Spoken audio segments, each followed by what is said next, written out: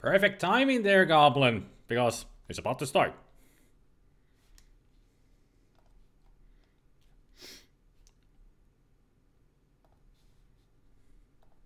There we go. A Sierra production. Version... whatever.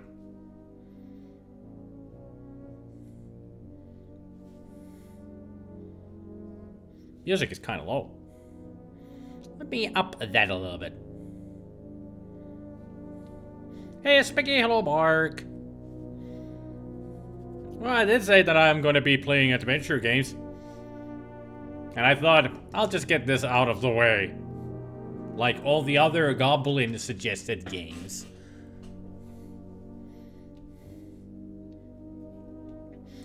Now, I wanted to show something about this. This is a cool bit, because I have bought this game on GOG.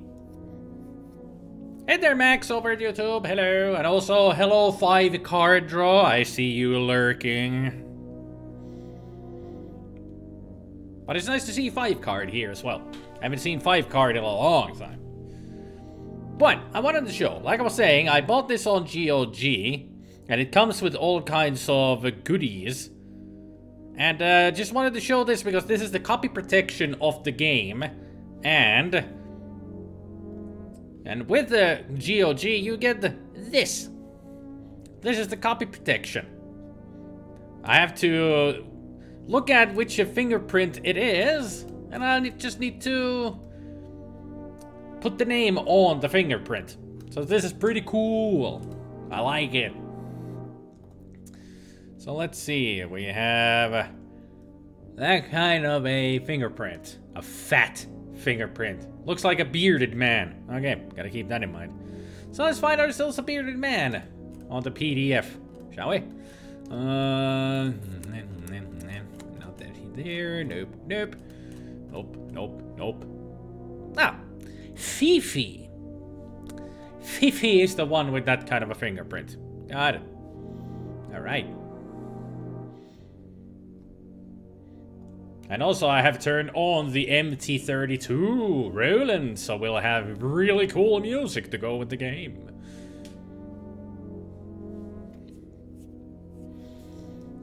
So are we all... Actually, isn't Fifi the dog in the game? Or was Fifi the French maid? Yeah, then if you say that Fifi's a bit of a flirt, then she's the French maid. Yep.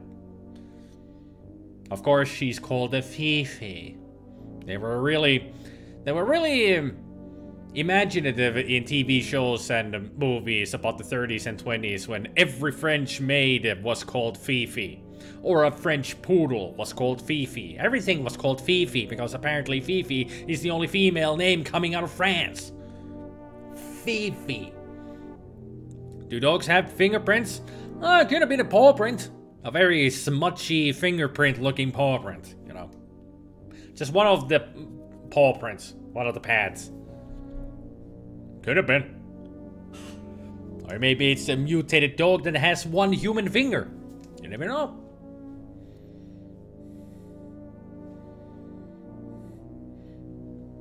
Hello there, Citron. Welcome to the stream. And no one plays these games anymore. Ha! I played these kind of games all the time. Well, XCOM is an excuse for the previous live streams. But I did play lots of retro games here. And also there's Retro Game Live TV, and then there's GOG.com, and pretty much everybody who is associated with GOG or Retro Game Live, if they all play retro games all the time. Be it Nintendo, Windows, DOS, whatever. You just replayed Dagger of Amon-Ra, so this is fantastic to see. Well, welcome to a blind walkthrough reading game. Yeah, I'll be using a walkthrough because this game is difficult. So, I'm gonna be using a walkthrough if you don't mind. I've never played Dagger of Amon-Ra. Only just dabbled in this game a little and got killed every freaking single time in the first act. So maybe at some point I'll try out Dagger of Amon-Ra, you never know. But for now, we're gonna be playing Colonel's Bequest. So, the curtain is about to go up. Please be seated. I'm gonna be trying to see all the deaths that are in this game. I'm gonna be going for that at least. At least try to. So everybody seated? Everybody comfortable? Got your popcorn? Got your soda? Like me? Yeah. Actually, I don't have any soda. Refill before we start.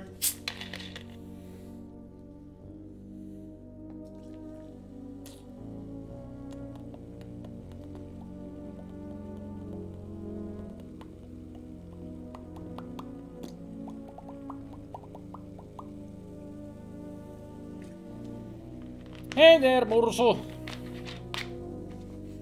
Hyvää vappua sullekin. Vappardagen.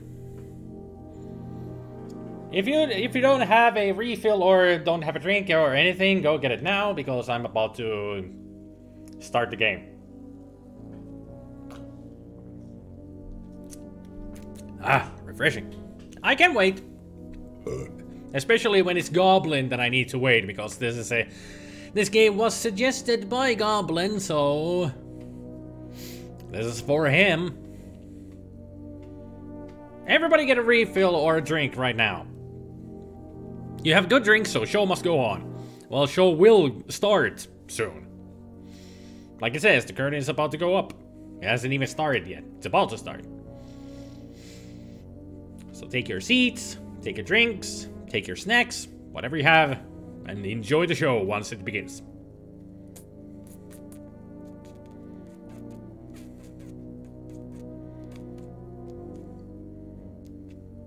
So, how you doing? Fasten your seatbelts. Not sure you need to fasten your seatbelts, but at least take a seat.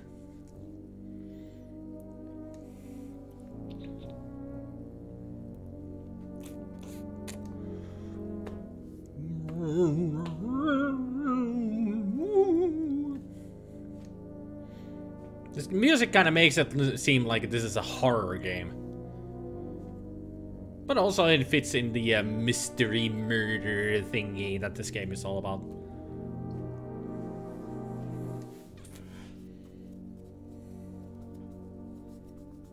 But a person will know that work your job is to catalog CDs and you did one with the mom on it.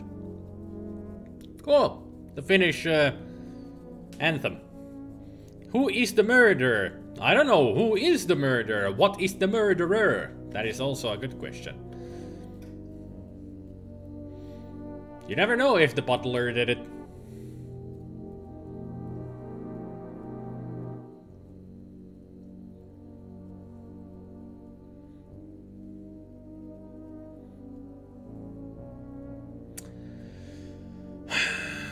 Still waiting on Goblin. Goblin said to wait for a minute. We have already waited 2. He lied. It doesn't take him 1 minute to get a drink. Then who was phone? Best ending to a story. Butler was the word you were looking for. You're welcome, Mursu. I'm here to remind you of English words. Sometimes I need to be reminded of English words as well. But also sometimes I need to be reminded of Finnish words because speaking 2 languages at the same time can be very confusing. You forget each language words stuff. Mind you, Jeeves was not a butler. He was a valet. Well, we are not talking about Jeeves in Worcester. We're talking about the general butler, always called Jeeves.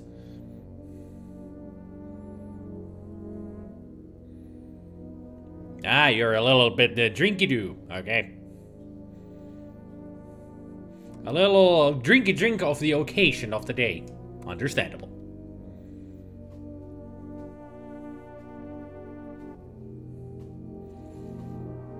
Not a butler, but a valet, but also known as a manservant.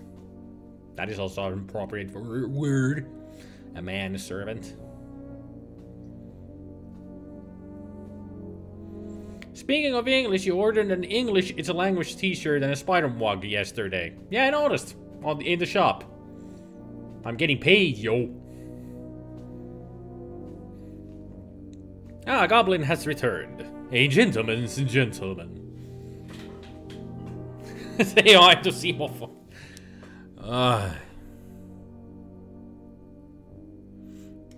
And Gabriel went with the high, Simo. Yeah. Simo actually is a Finnish name for a man.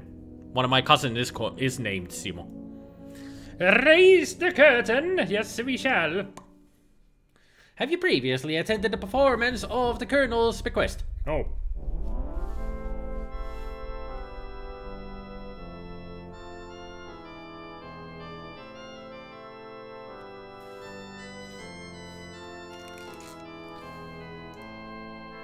Colonel Henri Dijon. Oh yeah, he's a mustard. I forgot about that.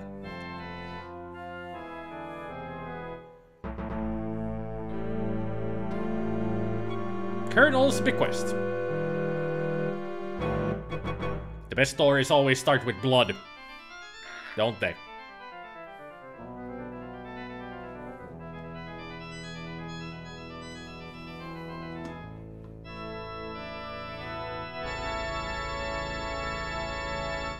Was this written by Roberta Williams? I don't remember. Well, I guess we're about to find out. Yeah, Ken Williams is in it, so yeah, Roberta, yeah. If you see Ken Williams first, you know it's also Roberta. Featuring Colonel Henri Dijon in his wheelchair. His faithful staff, Celie, Fifi, and Jeeves. Of course, the butler is Jeeves. The rest of the Dijon family, Rudy, Gertie, and Gloria. The Prune family, Lillian and Ethel. And Lillian is Laura's friend, right? The Colonel's confidants, Clarence Sparrow and Dr. Wilbur C. Fields. And starring Laura Burr. It should... Oh, the butler should always be Cogsworth, if you ask me. 1925, Tulane University, New Orleans.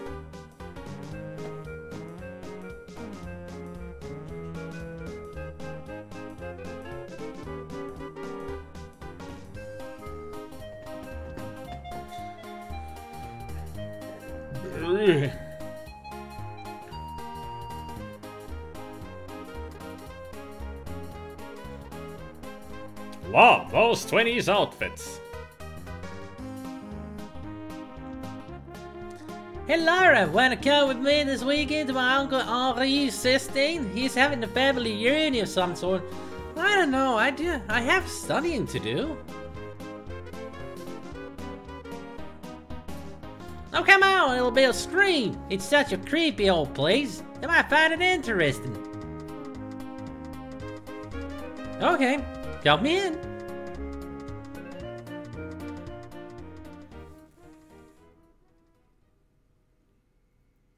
Two nights later.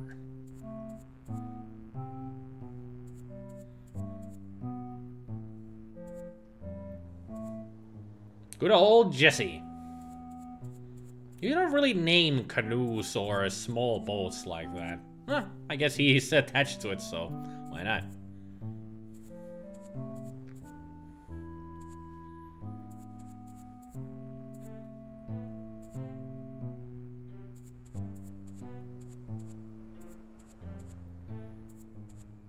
It is IJJ's, not the Y, because it's Dijon, like the mustard. Everything is named after freaking fruit here. Typical Sierra jokes, you know. Gotta make the names funny. Otherwise, people might take this serious murder mystery seriously. We're here, Laura. Misty Acres. They don't look that misty to me.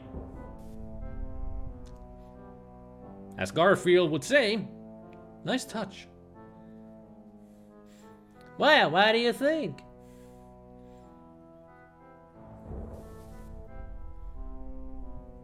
It looks interesting, alright.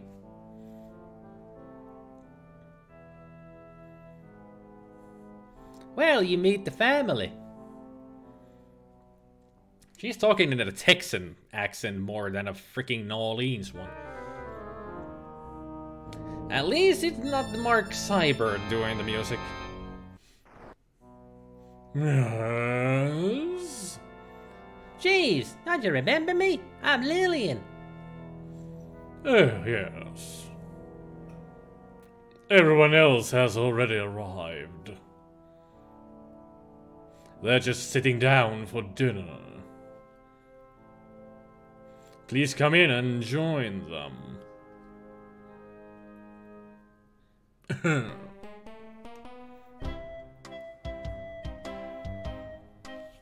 Here comes all the characters. During dinner, oh man, I'm gonna have a field trip.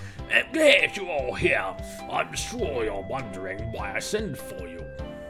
Should I give it a French accent? Yes, you know, I'm a very wealthy man. I have invested my money wisely and have put away almost every dime. However, my end is near and I have decided to bequest my millions to each of you sitting at the table. Except, of course, Lily's friend, Laura. Of course. Anyway, as I've said, you're all inheriting my money and you will inherit equally when I go. If any of you should die before I do, then your share will be distributed equally to the surviving parties. Of course. I'm tired, Fifi. Help me back to my room. Good night, all.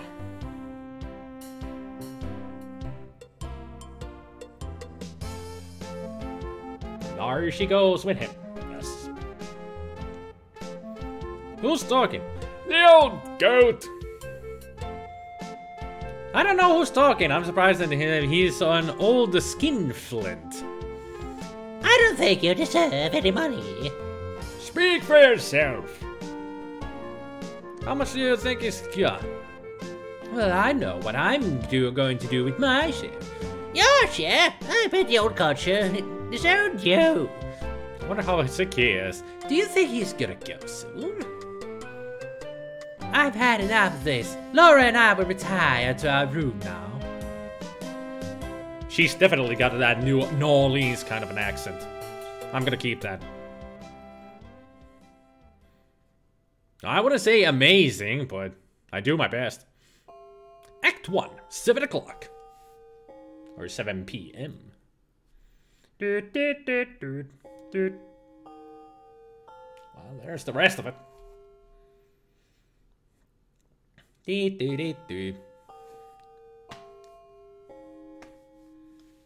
I just skip it? Thank you. This is the guest room you share with Lillian. Though a bit tired looking, it seems comfortable enough. Laura dear, please excuse me. I'm going to go freshen up in the bathroom. Why don't you explore the estate a bit?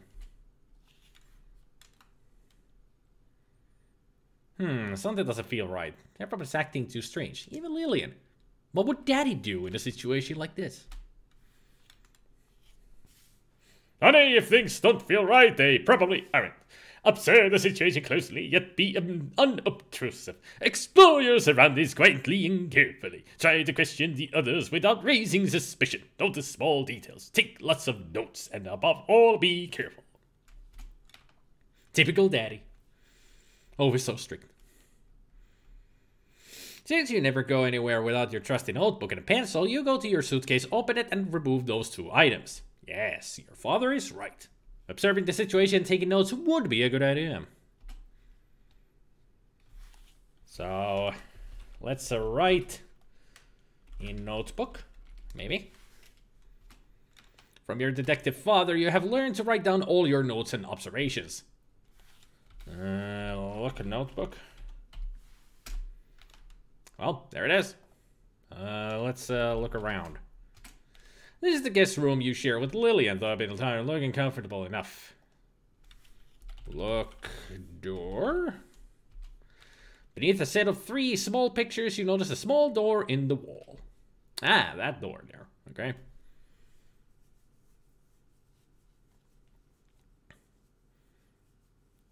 Here comes the creepy butler. So Jeeves is murder, I guess. Murderer. That's how you type it, Murzo. Not murder, murderer. An extra ER. This looks almost exactly like the dining room from Hugo's House of Horrors. It kind of did. American accent is fine for him because that's a brilliant idea to say. Won't make anyone kill each other at all. Maybe that was the whole point.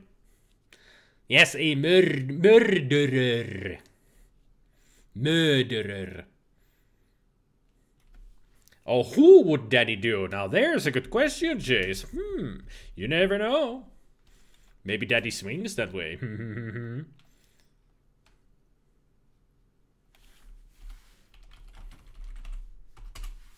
Above the fireplace, you notice a picture of a Colonel Dijon in his younger and more vital days.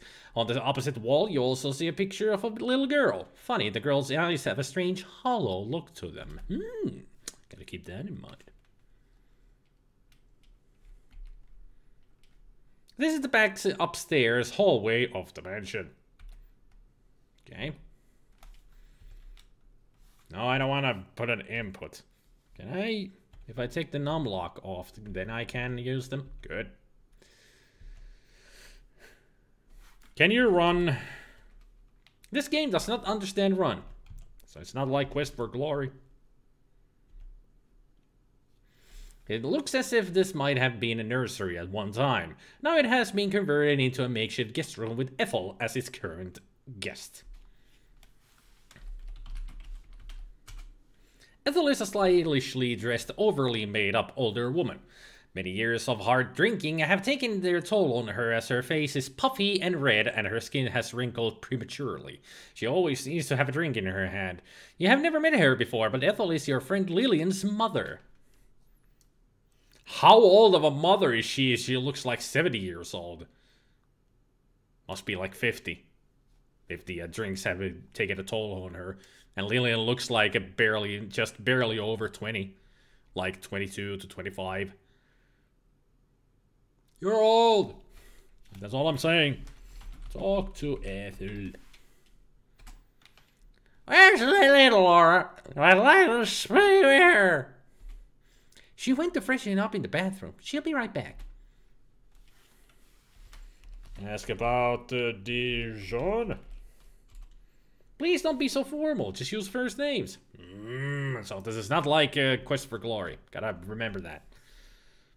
This uses King's Quest 4 engine, apparently. Ooh. There's been a Mordor. You don't just simply walk into a Mordor.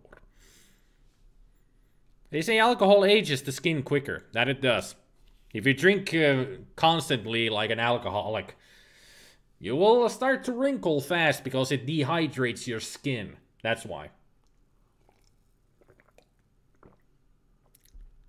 Hey there, Mew. 1930s was a scary time. Everything was all in black and white. People were just staring to get rid of talking with reading cards to show what they just said. And they unironically said gee whiz after every sentence. Well, you'd be wrong. This is 1925 and not 30. Stop smearing the alcohol on your skin. But I want to burst into flames.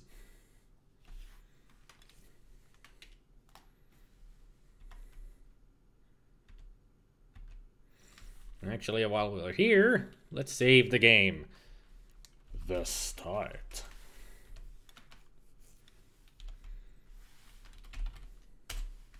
This is the back upstairs hallway of the mansion.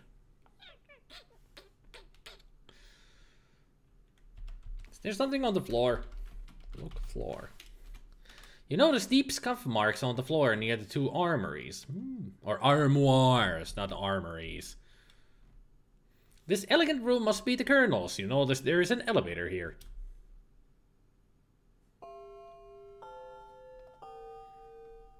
Okay, 15 minutes has passed. Pardon, Henri. I got the lipstick on you. Well. Fifi is the Colonel's pretty French maid. You surmise that she is probably very apt in her duties, whatever they may be. Fifi is young, blonde, and sexy. She seems to have a vivacious personality, but you can sense a certain cunning underneath it all. Colonel Henri Dijon is a frail, ill-tempered curmudgeon in his late 60s. Curmudgeon, there's a word. You understand that the Colonel never married and lives an eccentric life of seclusion here on his Bayou Island. From observing the estate, it appears that though he is supposedly wealthy, he spends little money to maintain it. Excuse me, do you have grey poupon? The game does not understand poupon.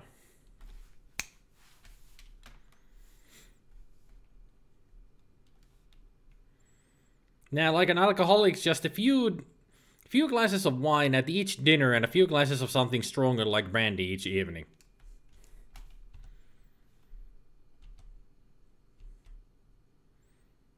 Right now, I'm just looking around, pretty much. This is the front upstairs hallway of the plantation house. A grand staircase leads down to the lower level. And as far as I know, never go under that chandelier. So we're gonna go under the chandelier in the future. This is a cozy guest room which Gloria and Gertie are sharing. Okay. Nice horse painting.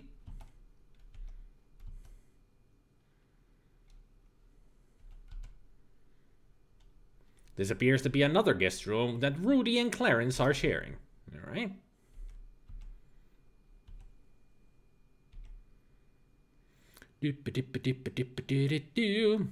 This is the front downstairs hallway of the big house. A grand stairway leads upstairs. But it also leads downstairs. But then again, I don't really trust stairs. They're always up to something.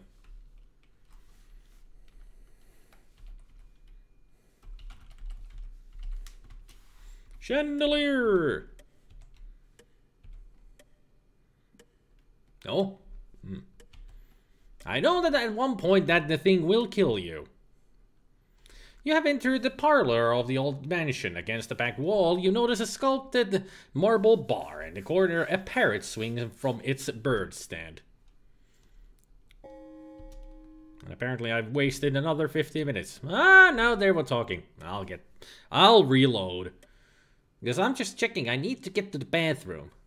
Yeah, I found the Colonel's billiard room. Funny, he doesn't seem to be the kind of guy who would enjoy playing billiards, listening to records on the Victrola, or the player piano. Another 50 minutes gone past. Jeez. This is the back downstairs hallway of the big house. Double French doors lead out back. Good to know. This must be the library. You see many books of various and sundry topics displayed in the bookcases. Tucked into one wall, you notice an elevator shaft. And there was a Georges. And that was the doctor reading a book. This is a very elegant dining room. It looks like the Colonel has some class after all. Actually, I'm gonna load a game. I'm gonna get the start. There's supposed to be a bathroom here somewhere. But I don't know where.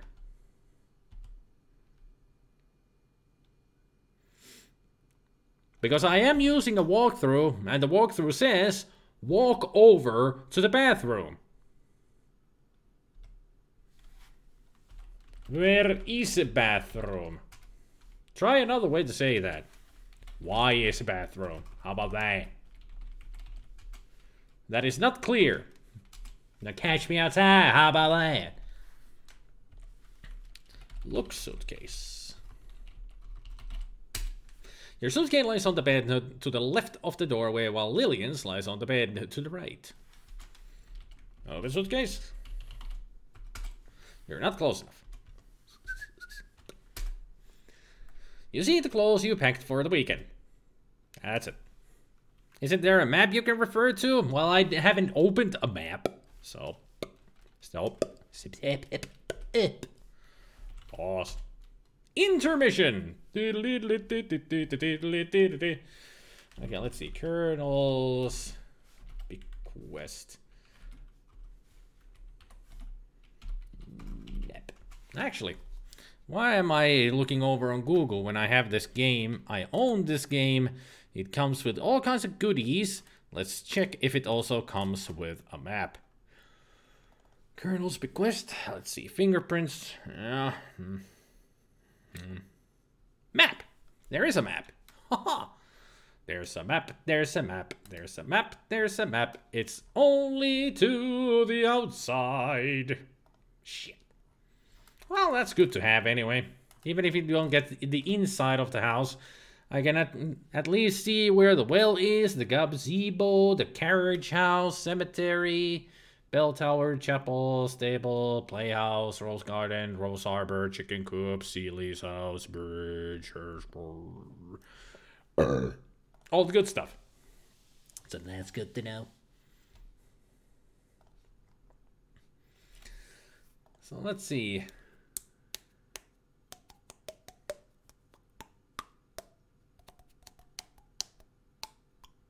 Hey, a dryer.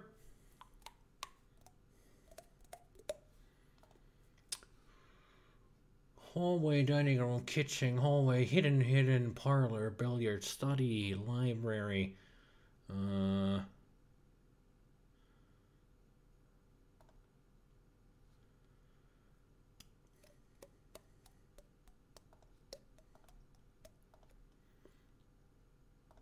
Well, I found a map for Shapir, but this is not Quest for Glory 2.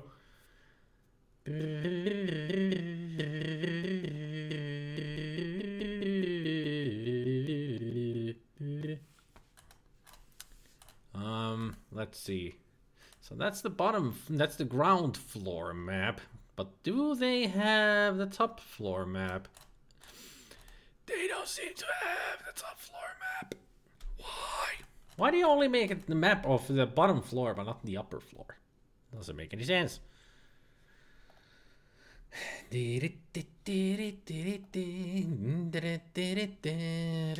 now it's just now all the other links are just showing real house blueprints.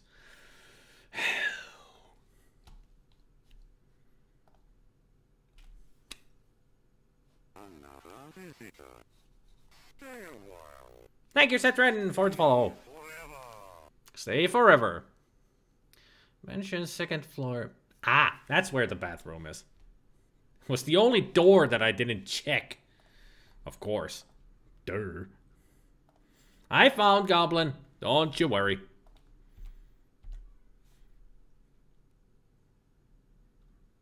I can use Google.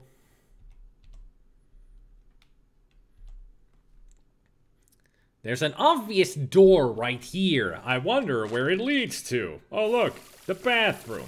A modern bathroom has been installed in this old house. Well, modern in 25. Nice bathtub. And also a nice, nice sink. And even a toilet. Hi, Laura. I feel better now. That ride through the bayou had me blown frazzled. If you need to freshen up too, I'll be down in just a bit. She really sounds like she's from somewhere else than New Orleans, if you catch my drift. Your friend Lillian Prune is a rebellious flapper. Okay, she's like a chicken then. Like you, she is 20 years old. Well, she's younger than I thought. But unlike you, she has been known to hang out in the speakeasies, smoke and run around with several young men. That kind of girl. She's assertive and outgoing, to the point of obnoxiousness, but underneath it all you believe her to be a lonely, insecure girl. But why do you think she goes to speakeasies and such? That's the sign of a very lonely person. Everyone in the 1920s in the South ended their sentences with darn tootin'. Not in the South. That's more of a Texan stuff. Texas, Arizona, Utah, darn tootin'. Actually, darn tootin' is more of into the, that would go more into the, actually it would be more south, in Alabama and Mississippi. Because in Texas they would be saying, "You hear?"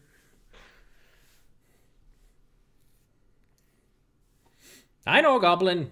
I know, but I still found it because I always know what I'm going for, what I'm looking for, and when I find it, and I did find it and stuff. Texas is part of the South, but it's a different type of a South. I mean, when they talk about the real South, then they go to Mississippi, Alabama, and all those places, Georgia and stuff. That's the more typical South of a place. I'm talking while Texas and Arizona are more of the yeehaw, more of the yeehaw, darn tootin' here. Darn tootin' actually works there. Never mind. I'm just talking out of my ass. You thought Lily was more like late 30s, early 40s. How? Look at her. She's young. She's pretty. She ain't ugly. Which 1925 would be enough to deny you out of heritage. So write in notebook. Write down all your notes and observations.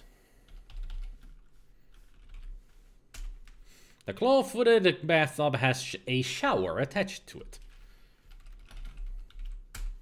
It does the job required of it. It's a basic pedestal sink. The tall French windows add grace and charm to this old house. I wouldn't put big windows like that into my bathroom. Even if it's on the second floor, people might see inside, especially when young girls like these two, well, young ladies like these two would be taking a shower. You know, maybe somebody would be climbing up a tree. Hey there, Phantom.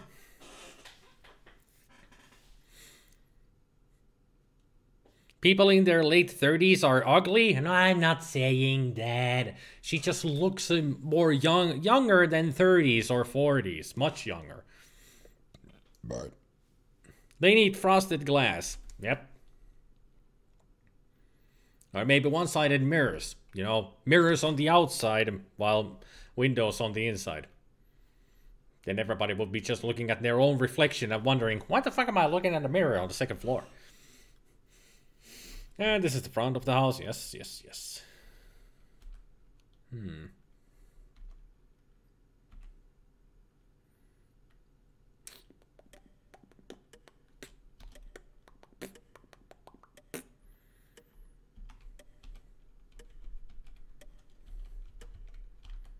No, don't get back up.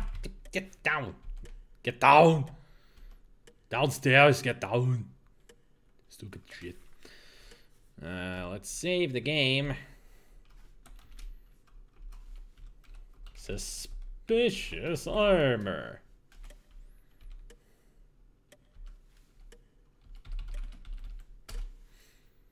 A very old suit of armor with one gloved hand holding a battle axe stands beside the stairway. Although it's well polished, all of its joints are completely rusted. It's a 14th century Swiss battle axe, finely handcrafted by Doge Giuseppe Minelli of Venice on his 90th birthday for his daughter, who was to wed Antonio Fermacelli, the Bologna merchant. Later it became a favorite piece of Anne Boleyn's. Of course, Lizzie had the most fun with it.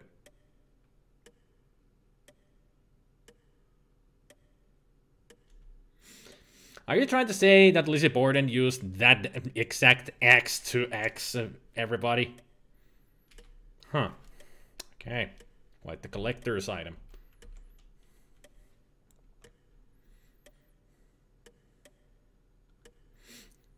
Double French doors lead out back. Good. Good for them.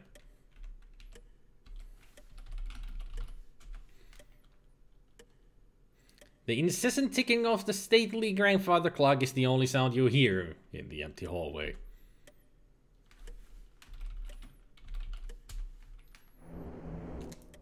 Secrets. You pull on the grandfather clock and, to your surprise, find that the whole clock opens to reveal a secret door. Dun dun dun dun dun dun dun dun dun dun dun. You have found a small hidden room in the house.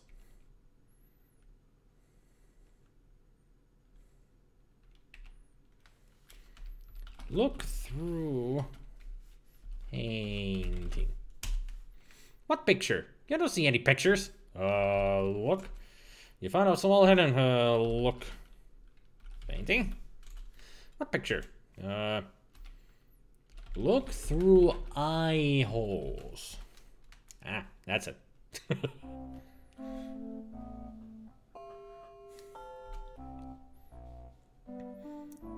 What a skinflint Uncle Andre is. Man, what I could do with his dough.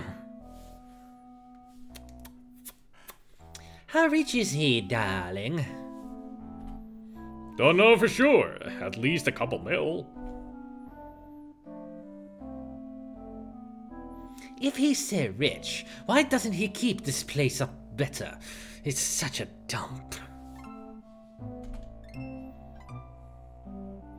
The old miser wouldn't part with a penny if he could help it. I wonder if Fifi's getting any of his money though. I bet she's trying to anyway. Why, she practically has him bound around her little finger. Darling, it's disgusting. Speaking of disgusting, what are you going to do about Clarence? Oh, him. I've decided to break up with Clarence. I have a new beau, a director, no less. He's such a doll. Clarence isn't going to like it when you break it off. I don't trust him at all, the snake. Ah, darling, that reminds me. Remember that little medical problem I had? I don't trust Wilbur to keep it quiet. It could ruin my career if it got out. I've got to talk to him. You do that, my dear sister. As for me, I'm going to retire to my room for a while. Kiss, kiss. Kiss, kiss, darling. Well, that was interesting. Write in notebook. From your detective father, you have learned to write down all your notes and observations. Look through eye holes. The doctor is alone reading a magazine. Okay. Must be a very engaging magazine.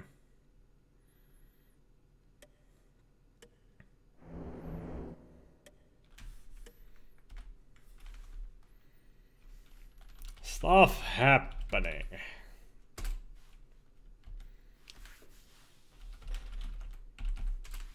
An interesting oval mirror hangs on the hallway wall. Let's take a closer look. Pull mirror. Haha!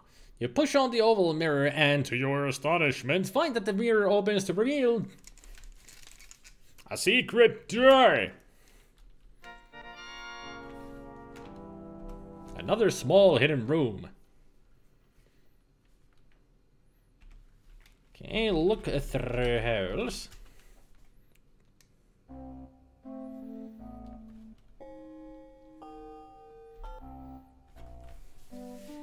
I've offered her a fair deal many times for her property along the river, but the old biddy won't sell. Soon she's gonna force me into taking some sort of action.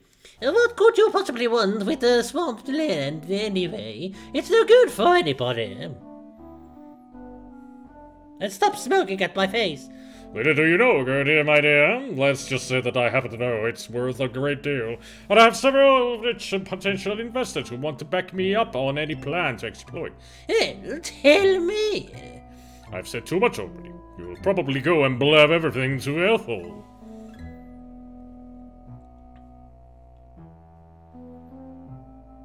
Of all the nerve! Well, if I were Ethel, I wouldn't sell you any land either. You're no better than a low-down snake in the grass. I don't know what my daughter sees in you. My affair with Gloria is none of your business. Besides, she doesn't care what you think. You're trying to exploit my daughter just like you tried to exploit everyone else. Well, I've got the goods on you, mister. I know about your little racehorse scam. If you don't have much of P's and Q's... Try it, lady. I've had enough of this. And she slides away. Okay, write in notebook. Look through holes. There's nothing of interest in the dining room. Got it. What did you do today? Stuff happened. Why is the clock being displayed when looking through the eye holes? Is there a timing thingy? Yes. And that is why this game is a bitch. It's like Cruise for a Corpse. It has timed events. And if you're not careful enough, you might miss out on a lot of stuff. That's an old lady? I thought that was an old man in a dress. I'm so sorry, fictional elderly woman. Oh, Mew. More stuff happening. There. I've got the best names for saves. Out the back door, a garden path encircles a small statue, then continues on through a lovely rose arbor. So we're in the back of the house. It's real creepy and dark out here. You shiver at the thought of venturing outside alone. Take this. Perhaps you ought to go back inside. It's dangerous to go out alone. Nothing bad's going to happen to me.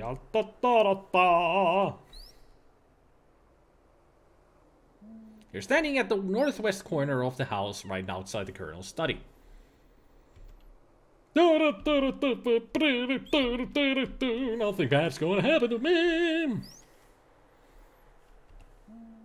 I doubt anything bad is going to happen to me.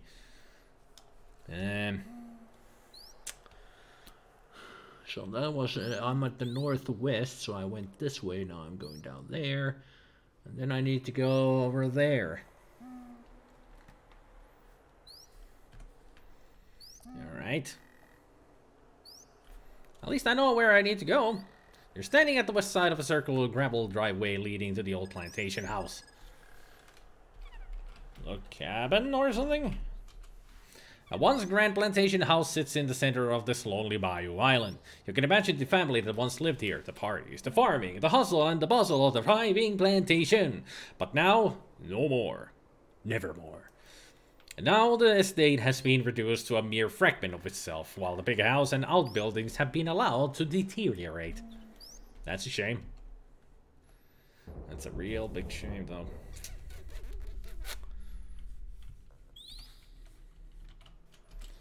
So where am I now? So if I'm going here, that's the playhouse right out there. So because it has a swing. Got it. So I'm gonna keep on going this way. Take care, Max. You might drown on that small puddle. I doubt it. You're at the south edge of the Bayou Island. An old road runs alongside the old plantation from the wrought iron fence. From here, you can see the west edge of the main circular driveway.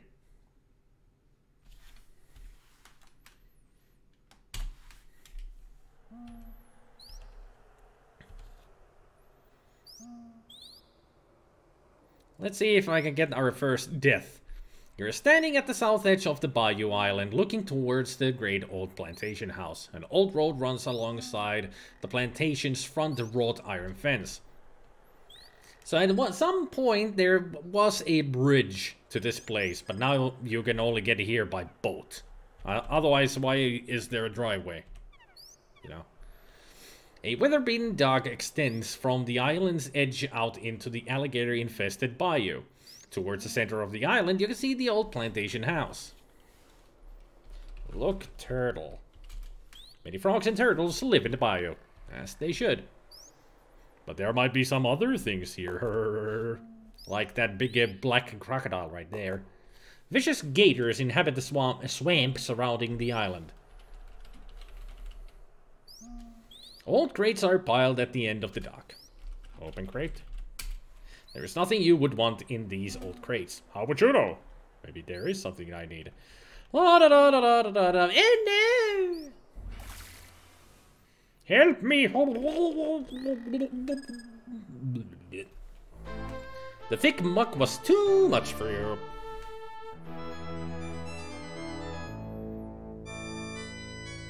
They even crossed her eyes. Yep, you did, man. You did. Alright.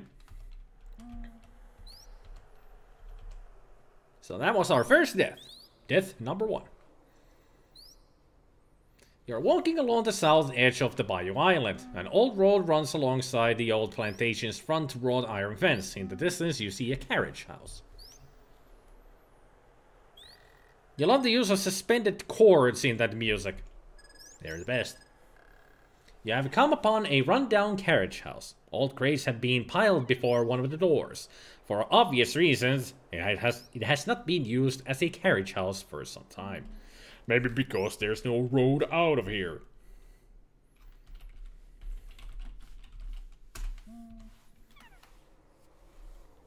A squirrel! I saw squirrel.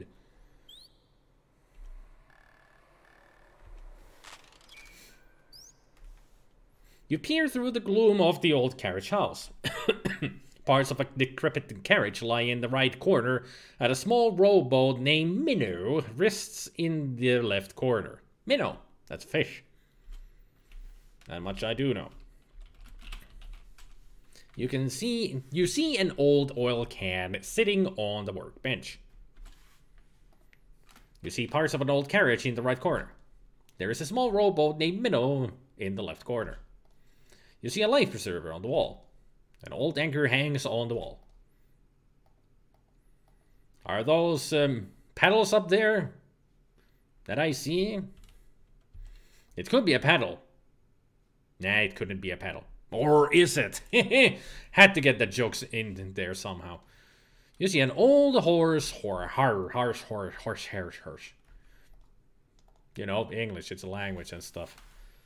Get the can. You're not close enough. All right there. Gotta be pixel perfect with these freaking pickups. Okay, got it. I assume that was the sound of the music that, hey, you're gonna point. Is it part of an old carriage on the right corner? Only dust on the table.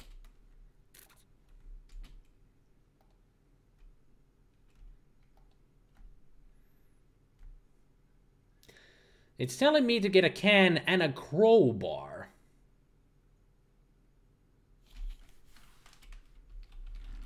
I don't see a crowbar. Maybe there is one. You don't have it. Anybody see anything that looks like a crowbar around here? That's what the walkthrough is telling me to do. Oops, not walk in. Look in carriage. You look inside the correct carriage and find a crowbar. Thinking it might come in handy, you take it with you. Aha! I am smart. Points. I am the smart. I am the smart. SMRT. I mean SMART. Look, squirrel. You see nothing special. Oh, it's a squirrel. So now that I got the can and the crowbar, I need to walk back to the armor in the house. Why do I need to oil the armor? Well, that's what it's telling me to do, so let's go do it. So this leads to the study. Back inside.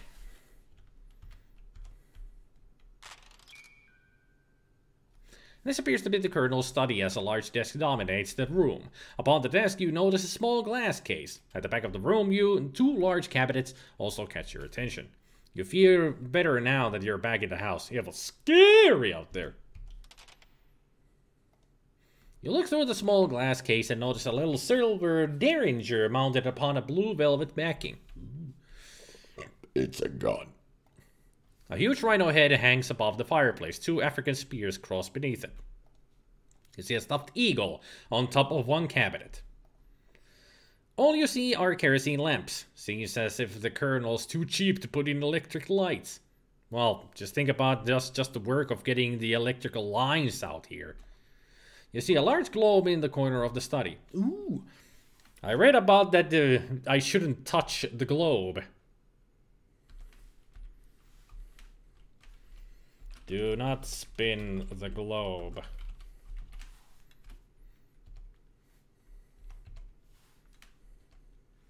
Spin the globe! Or spin globe. Whee!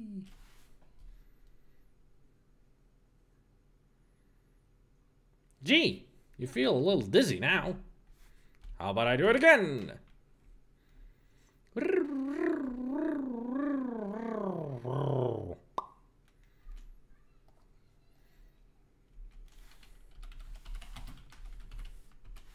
You see a large globe. Yep. You see a fancy cabinet with leaded glass doors. A large cabinet with plain glass doors. Playing Globe of Fortune? Yeah, something like. Maybe it was playing Globetrotter. See where I land. This must be the library. You see many books and various sundry topics displayed in the bookcases tucked into one wall. You notice an elevator shaft. Would you like a drink? No, thank you.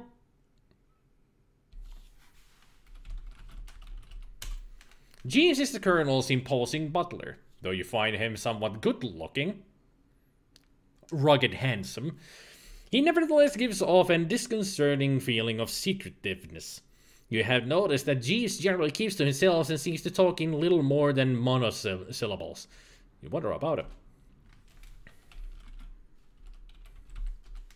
Dr. Wilbur C. Fields is a pudgy man in his mid-50s. He seems to be a nervous type and sweats profusely.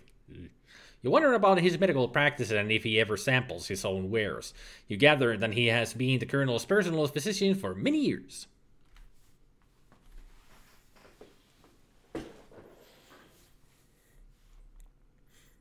Take care, Mew. Have a nice walk.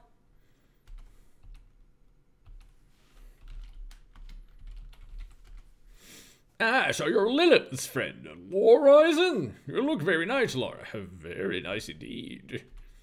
Dirty old man. Yeah, you tell him. Jeez. I got a feeling we're not going to be talking to him anymore. I mean, seriously. Ugh. That was just creepy. I'm going to do what the Petri says to open the globe. You know, it could be hiding anything in there, not just booze, but it is a classic hiding place for booze. It's just an empty globe. Oh. Sorry, Petri. Ei ole viinaksia nyt meille tällä kertaa. If there had been any booze in there, I would have drank it all right away. Just to see what Laura would say if I tried to drink anything. Is that a dog and a cat? Various objects and knickknacks are displayed on the fireplace mantle. None of it interests you, though. Oh, man. Don't tell me what interests me. Currently, you don't see an elevator. Just an elevator shaft. So it must be upstairs. So it's not the same globe from Tintin, then. Apparently not. No treasures for us. Okay, let's... I'll save there, and let's oil the helmet. Actually, let's look helmet. You see nothing special. Use oil on armor. Which part of the armor would you like to oil? Oil helmet.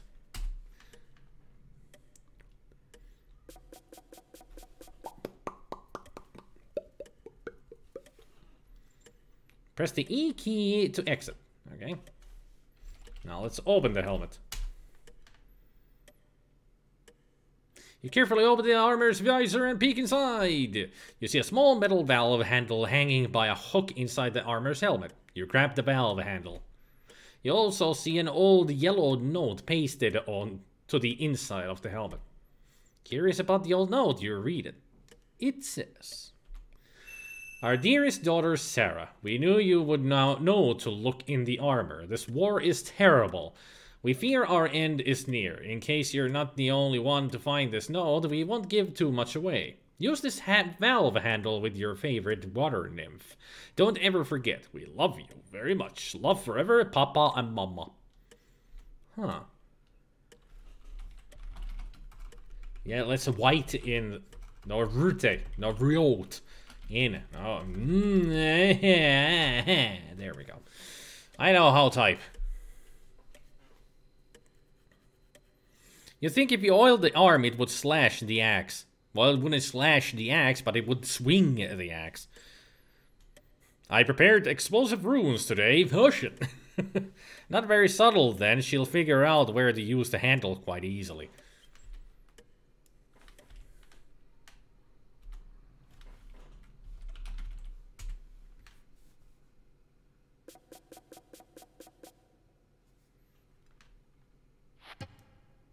Yeah. Woo! Got a splitting headache, Laura? Somebody use the rim shot.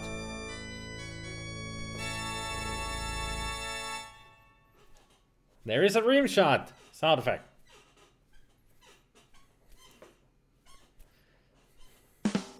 There we go. So that was death number 2. Oh man, I forgot to put the audience cheering sound.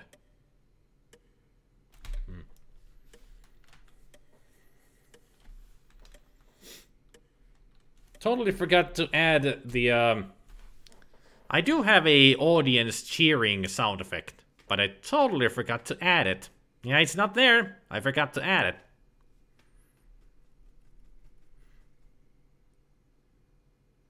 Well, I do have the children going yay as a cheer, but I don't have the audience giving applause.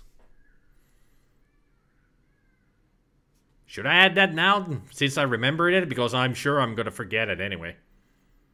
Do you guys mind if I do a little quickie of adding that sound? Shouldn't take too long.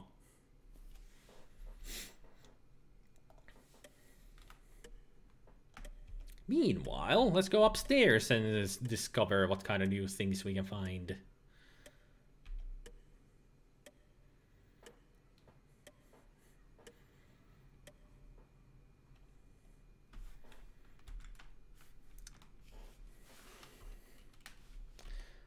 Upstairs. Yeah, I do have the yay, which is just yay, but I mean a audience applauding sound effect. Some of you have been wanting me to put that in there because it's a good way of, if I play a game through or something, it's good to give applause. Not just a yay or mission accomplished, but also applause. Applause, applause, applause. Stuff. Okay, I'll just do this quickly.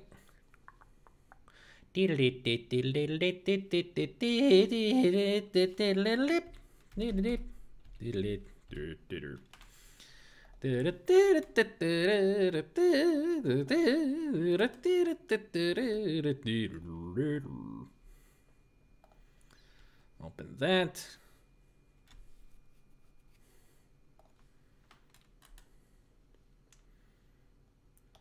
Permission to everyone. User cooldown.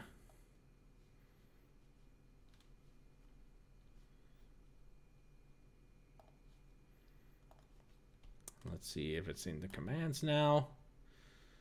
There it is. Let's see. Sounds. Edit.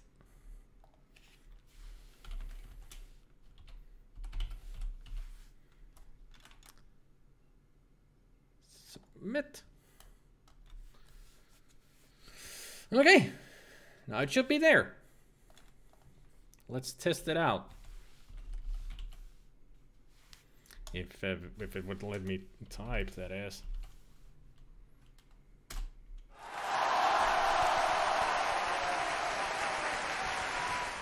Yes.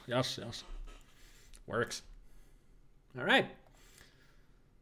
So now we have that. All right. Alright, alright, alright. Alright. We got it. Yes. Thank you. Thank you. Pull armoire. You pull on the armor. Surprise! You find another, well, all armor. Yeah, secret.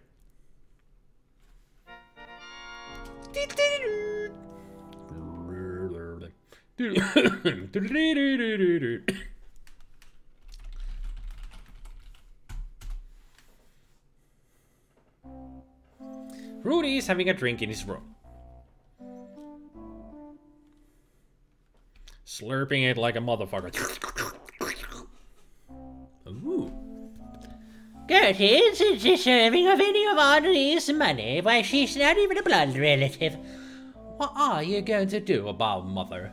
Well, I can certainly talk to Audrey about her and those two brats of hers. You never change, do you, Mother? Never mind, Lillian. You and I will never agree on anything. And also, this is how I drink too. Ah, so refreshing. Delightful. Jeez, that animation was awful. Like her arm is like, I gotta drink. Gotta drink, but it's hard to drink with my 3-jointed arm.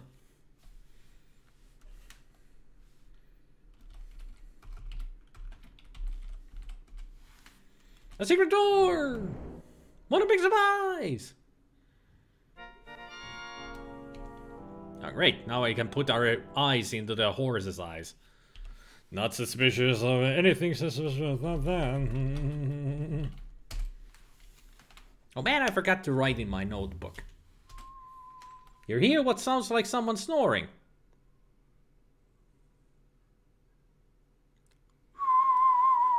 That's what snoring sounds like.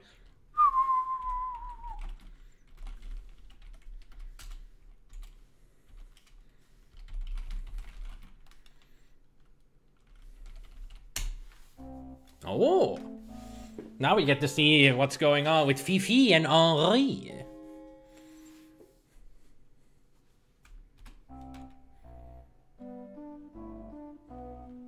Oh, mon ami, I find it difficult to refuse you. I am so attracted to you.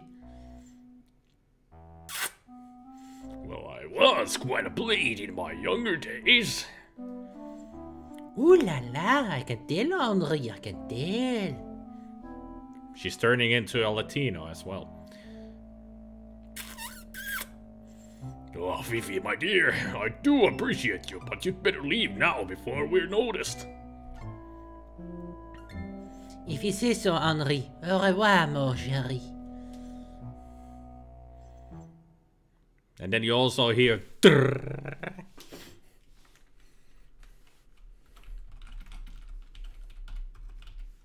Not notebook. Book. There. More stuff happening. Nothing else out here? Nope. Hello, I'm Lorabo.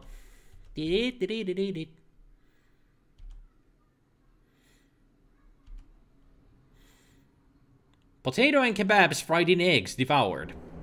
That does sound delicious. Although I'm not a big fan of kebabs myself.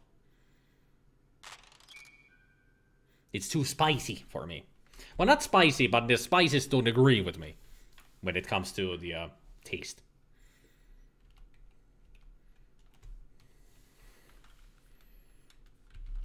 Time to shower! That is not dangerous to do at all in this game, to take a shower. No siree. Take shower. Yes, you do feel a bit grimy. Perhaps a shower will make you feel better. Ew, my Laura. Did it even close the curtains?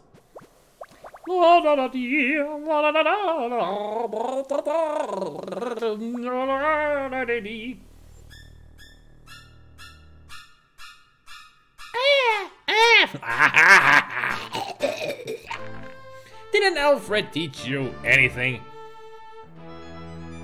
Well, well, Hitchcock was a misogynist, so of course Laura didn't listen to him at all.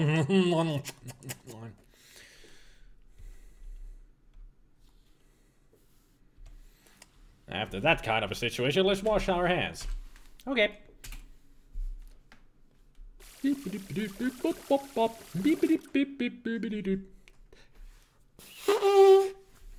So blow our nose. Look in the trash bin.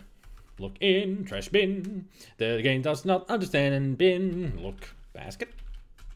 You see a waste paper basket near the sink. Look in basket. Currently it is empty. Okay, just had to make sure. Nothing like pixelated Laura took us. Yeah. Although it looked very flat of a butt. Laura, you have a really flat ass. Watch out!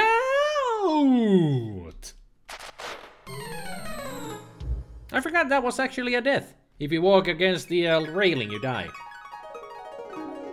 Poor Laura, for we knew her for such a short while. It's not a pretty sight. I'm sure it's not. But you should have shown it. I mean, you showed everything else already, so why not show that?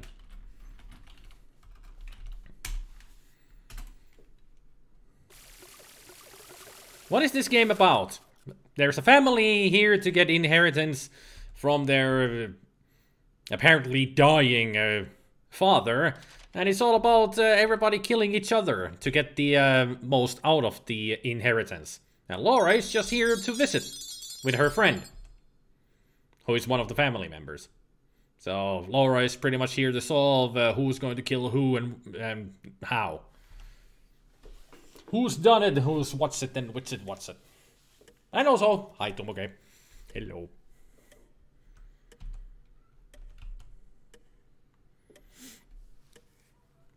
So the killer is stalking Laura, just perving it out until anybody takes a shower and then gets all stabby. Somebody's just felt like killing somebody, whoever is in the shower. Just happened to be Laura at that time. I guess somebody's just waiting if they hear somebody taking a shower, they're just gonna go and stab them, no matter who it is.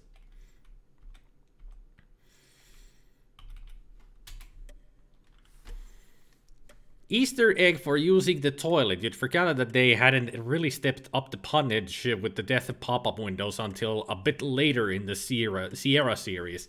Well, this is still early in the, well, if this uses the same engine as King's Quest 4, it's not really early in their stuff. But this game doesn't really have that much of situations for puns like Space Quest had, or Leisure Suit Larry, even King's Quest. Those are more like games that have more situations for punny death sequences. While with Laura, they're funny, but not punny, you know. Well, let's use toilet. Excuse us. Well, did you think this was Leisure? Well, did you think this was Leisure Suit Larry?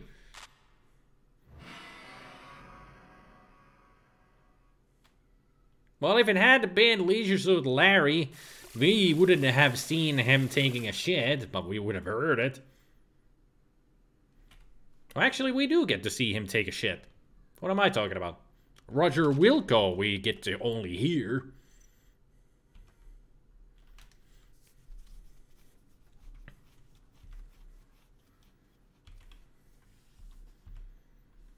Yeah, there's your you are Easter egg.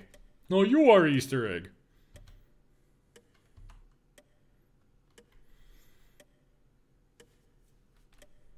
Yeah, this game pretty much uses the same engine as Leisure Suit Larry 2, yeah. I mean, even in the beginning it says that this is version 1.00.00.0.465. So yeah, it is the AGI 1.0 engine with a tiny upgrade. So where am I going now? The kitchen.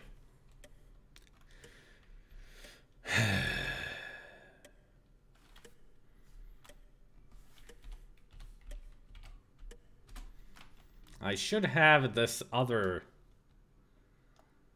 map page open somewhere else, so I'm gonna put it here behind everything.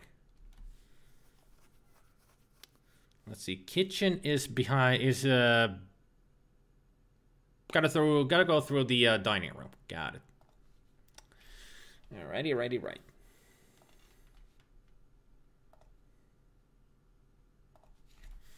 And also, with all this text and everything, my eyes are getting tired. Ah, much better. So much brightness. It's a very elegant dining room. It looks like the Colonel has some class after all. The most of these chairs look pretty old. A beautiful crystal chandelier hangs above the dining table. You see a dusty old mirror hanging on the wall. You notice a lovely leaded glass hutch in the corner. It's a lovely piece, isn't it?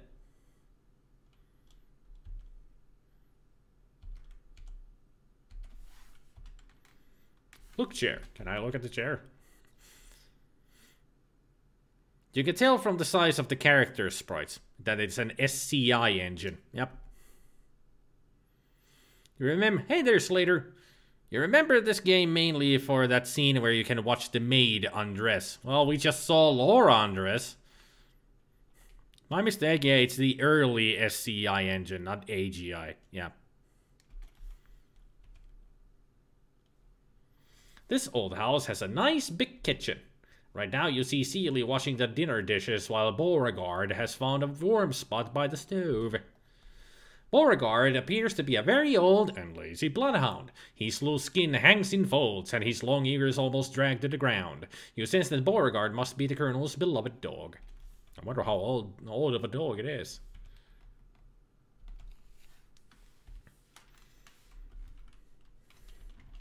Beauregard. Oh, he's wagging his tail. Pet Beauregard. Okay.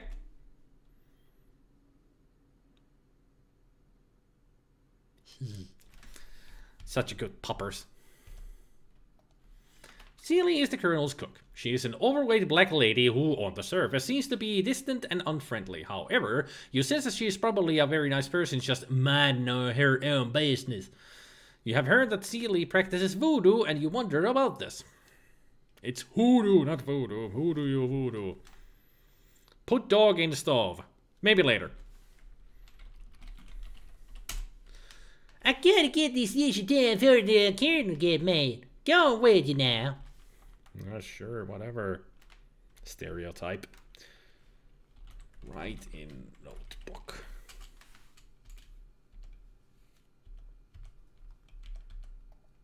The smell of coffee permeates the room from the bubbling pot. Put dog in the stove. Try another way to say that. Use a dog on stove. You don't have it. Put dog on stove. Try another way to say that. Get dog. It doesn't appear that Beauregard wants to move from his spot. Pull dog. You can't do that. Kill dog. That's not a nice thought, Laura. Kiss a dog? Don't kiss a dog. Pull on his red rum. Nice doggy. This game does not understand nice. Nice.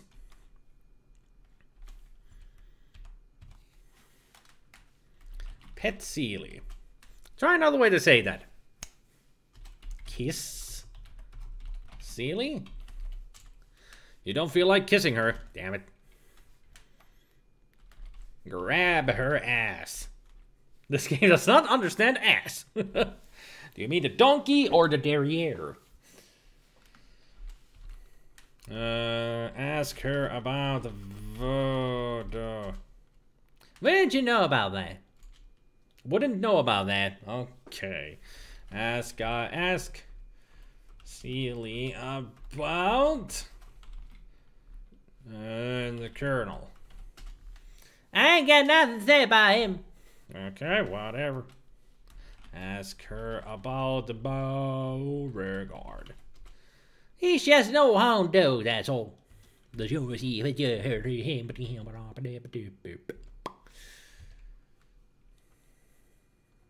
don't think that's gonna work, Slater. Trust me. This is your average run-of-the-mill icebox. Well, it's open as the icebox. Aha! A leftover soup bone. As it might come in handy, you grab it and take it with you. Yay! We can give Beauregard a bone.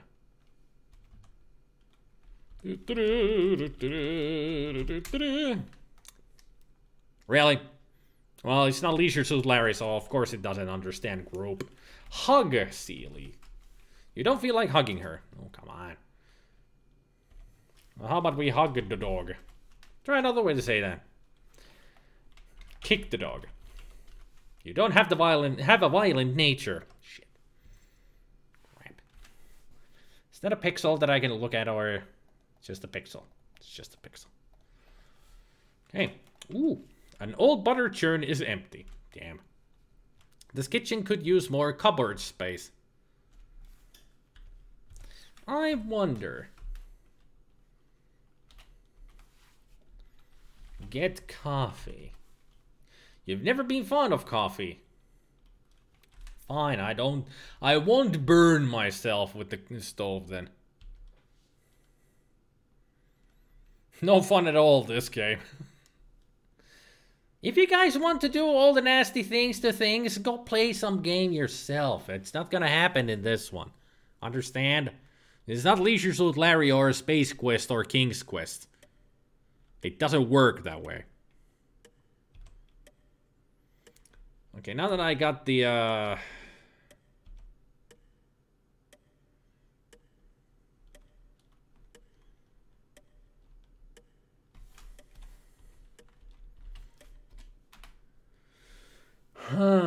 let's see. So I did see the conversation with Ethel and Lillian. Okay. Now I need to go to... Okay, I need to go outside. Hey, don't put me on the stove. Now I gotta get to the chapel. I'm actually gonna move this to the other side as well so I can have a better look at it when I need to. Alright.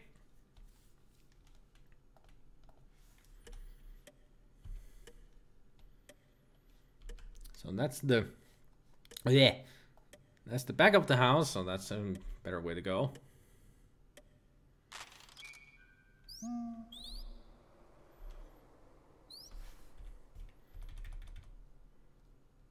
It's dangerous to go out alone. Again.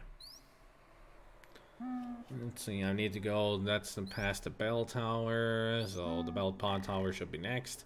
You see a rusted iron bell at the top of an old bell tower. A rope dangles a short distance beneath the bell while a ladder runs up the tower's side. Behind a weathered fence, you also notice the remnants of the old plantation's fields.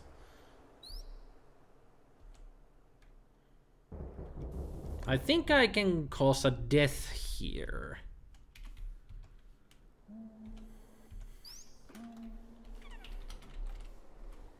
You reach up and try to grab the ring attached to the end of the rope. But the short rope is too high for you to reach the ring. Use a bone on ring. That is not clear. Well, no one else is not clear. Your face. Look bell. Dusty cobwebs cover the old bell that over years has rusted in place. Oil the bell. Oiling the rusted bell may have loosened it. Yay. Climb down.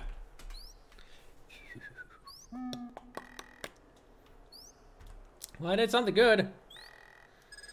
At this end of the island, there is a small, quaint chapel. Behind it, you see an old family cemetery. At this end of the island there is a small quaint chapel. Behind it you see an old cemetery. An old cemetery hides behind the small church. There actually is a typo in the manual's map. Cemetery is written wrong. It says cemetery, not cemetery. Ha ha ha. Joke's on them.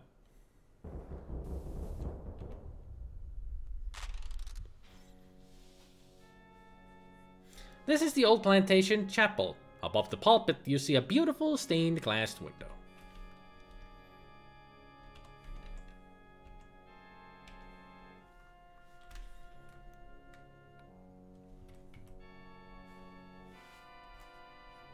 Well, let's see. Is that anything? It's just a pew.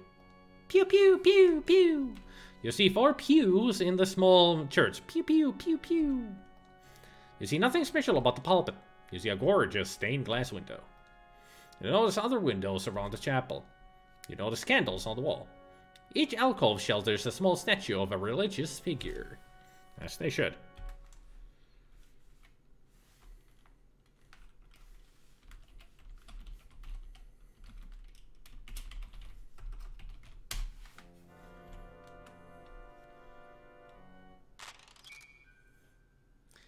So what do we find out here in the cemetery? It's not the place I need to go, but it's a place I want to go to. This is an old family graveyard behind a little chapel. Set among the various family graves and monuments, you notice 2 large tombs. It looks like a new metal door. Granite slabs form the tomb doors.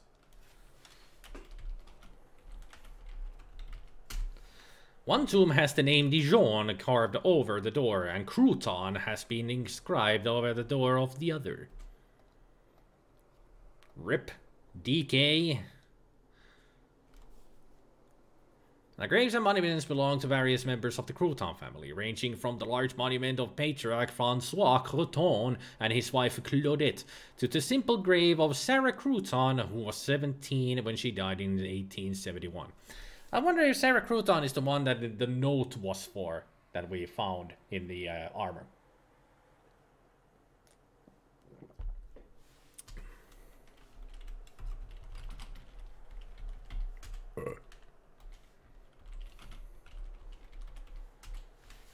Open your notebook and skim through your mini notes and observations. And we don't get to see them. Got it.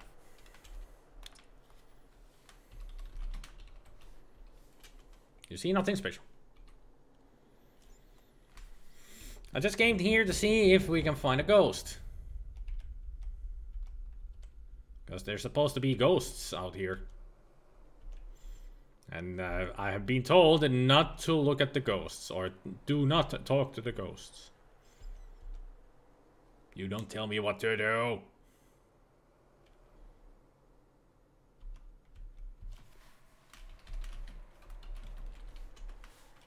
You don't really believe in ghosts, do you? Maybe if I do. What you gonna do about it, hmm? I'm an adult virgin.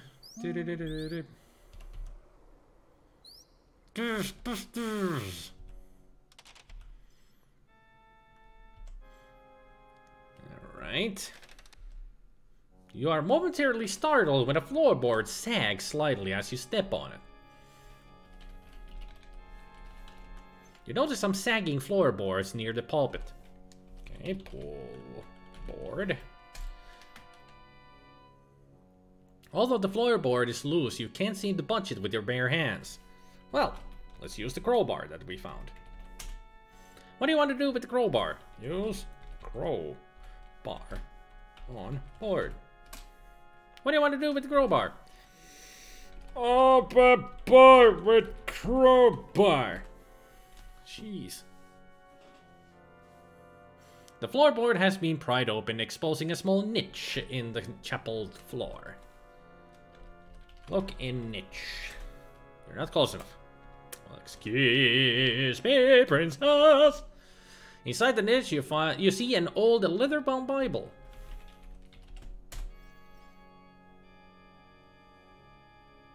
After removing the brittle old Bible from the opening in the floorboards, You carefully open it. Written inside the front cover, you see Francois Pierre Coton Byrne passed away.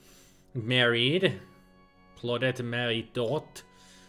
Marie Coton. Thomas Simon Coton. Claude Francois Coton. Thomas Wedfran. Mary Frances O'Neill. Mary Frances Crouton born. William and Thomas Crouton born. Passed away. Oh, a baby. And Sarah Marie Crouton born. Maybe a stillborn William Thomas Crouton. You never know. Upon further searching through the old Bible, you notice a strange notation on the last page.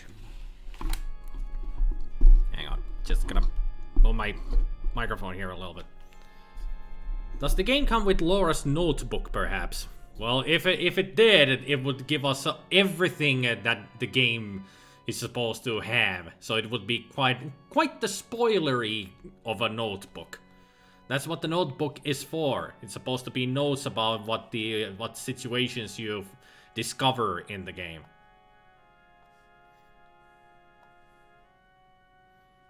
So sorry to say, but no, there is no such notebook. Sarah, our end is near. The bell will ring solemnly on our final night, and then will sound no more. Sir Lancelot will forever salute us. Do not weep for us, my child. We will watch over you. We love you. Do not ever forget. Momo. Okay. With a sad heart, you tenderly close the fragile Bible and reverently place it back in its hiding place under the chapel's floorboards.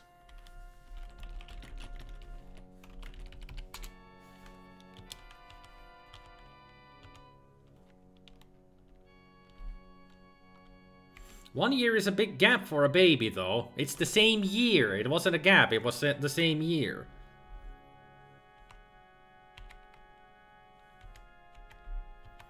That's why I was assuming that it would be a stillborn.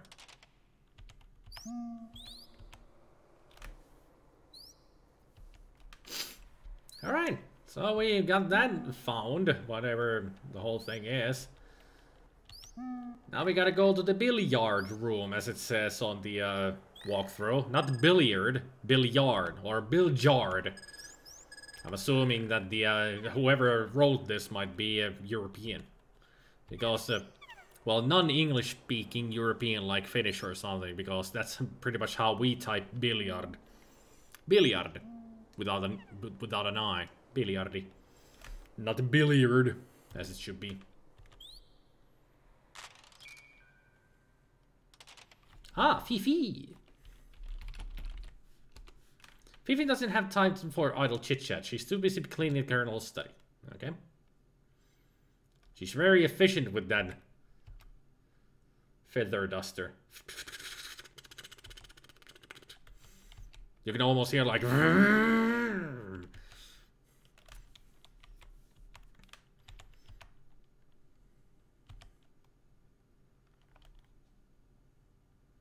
That's what you mean. Babies are counted with months for a reason. Well, it didn't show any months.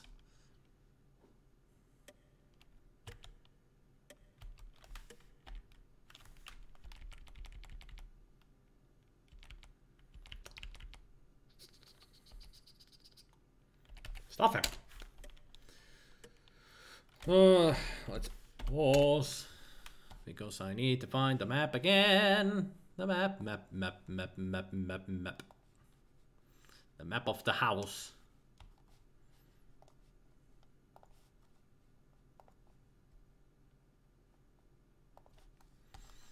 So I need to get to the billiard room, which is on this floor. As I suspected that it would be.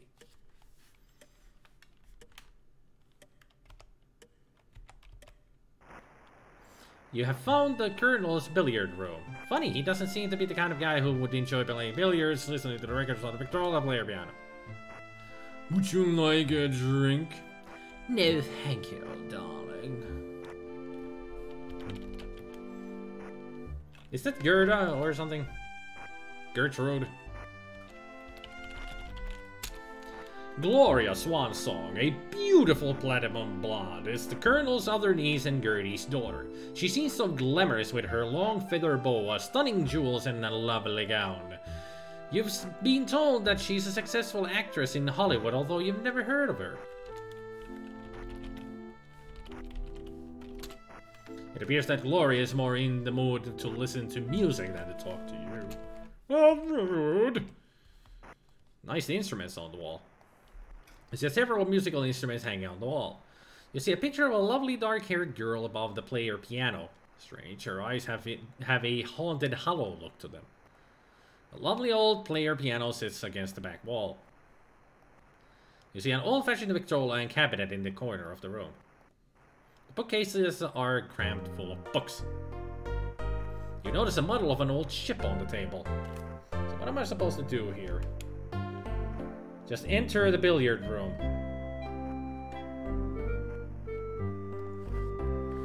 Well, there's nothing happening here.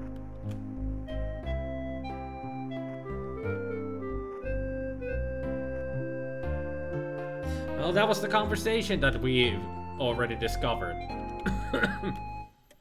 That's what I was supposed to find out. And also, she just threw the ashes onto the floor. What a bitch.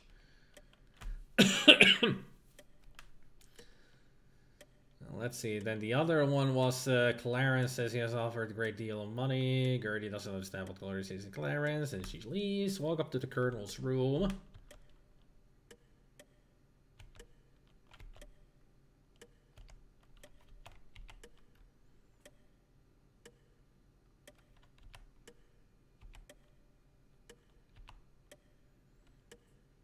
I've pretty much done all the conversations that are supposed to happen here.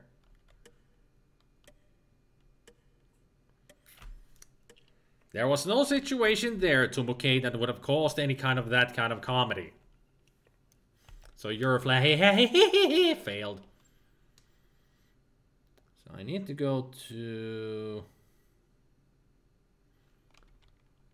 not this room, but that room.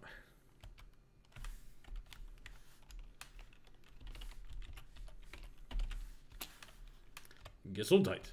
No, not there. Over here. This is a cozy guest room which Gloria and Gertie are sharing. Act 2. Gesundheit. Now I'm gonna scroll the walkthrough down.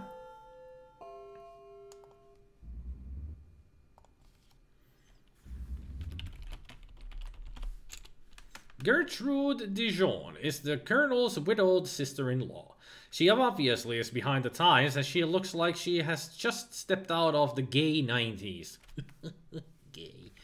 A bit of a snob, she walks around with her nose up in the air and has an annoying habit of constantly playing with her many strands of hair.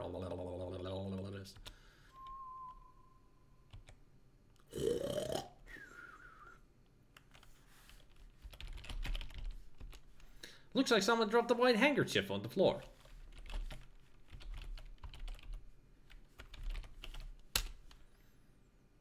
Okay.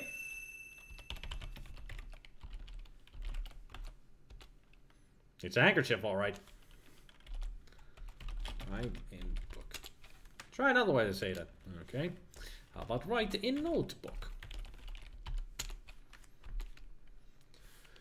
Gotta enter Rudy's. So that's on the other side.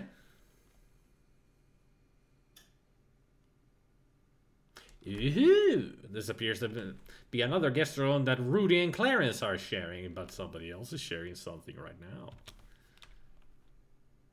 Oh, he's tickling her. Leave me alone, you kid! I guess she didn't appreciate his ticklings. It seems that Rudy Dijon is Gloria Swansong's brother and Gertie's son. You surmise that Swansong must be Gloria's stage name. Rudy is a handsome man and that any woman would be attracted to him, but you sense an undercurrent of hostility in Rudy, a sense that he should not be crossed. You know, Laura, you're a very attractive girl. Okay, out of here. Apparently I need to go back to Gertie's room. Did something happen in here? A small table is lying on its side near a wide open window. Is that cigar smoke you smell? Write in notebook. That is an observation. Need to write it down.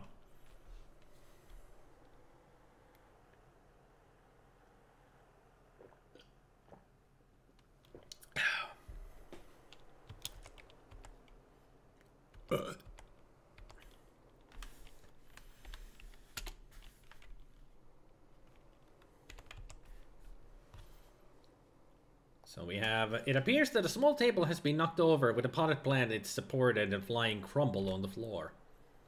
The crumpled plant lies on the floor next to a small table that has been knocked over. Who could have opened the window? Why?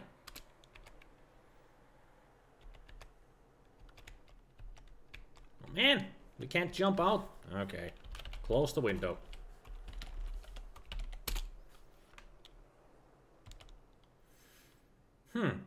Well, Gertrude is gone.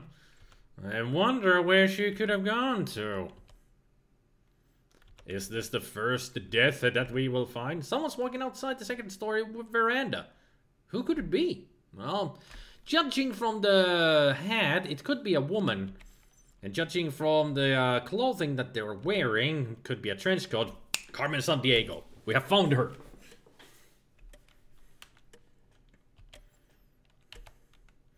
So now we know where Carmen Sandiego is. Yes, Daddy? One important tool a good detective uses, besides asking questions of people, is to selectively reveal information to them and listen to their response. If you tell Gloria about Fifi, you may receive additional information about Fifi, or at least what Gloria thinks of her. Honey, if you've found any items you're confused about or would like more information about, try showing it to the others. They may reveal more information about it to you. Thanks, Daddy. Now shut up. I know what I'm doing. Hey there, Turgan. Boo, I was about to say it was Carmen. Ah. Got to it first. That's the guy who stabbed you. Could it be? Could be a guy. Could be a woman. You never know.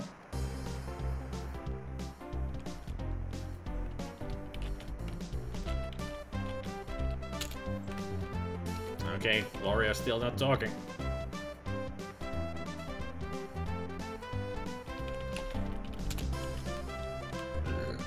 Some of these tables could use a good dusting. Phoebe! This is an old billiard table. As it's quite dirty and dusty, it doesn't appear as if billiards have been played much. Upon it, you see 3 balls, 2 red and 1 white. 3 balls.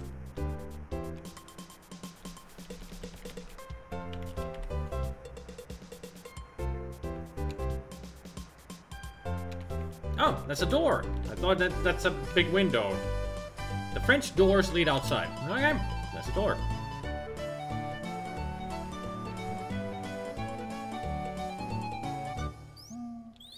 This is the southwest corner of the mansion, right outside the billiard room. I think we found Gertrude. Oh dear! It looks as if Gertie has accidentally fallen from her upstairs window and killed herself. Or was it an accident? Or was it a murder? Hey, unromantic. You just came back from playing some PGA Tour golf on one of your A500s. Ooh. I think I tried that game at some point. It was pretty cool.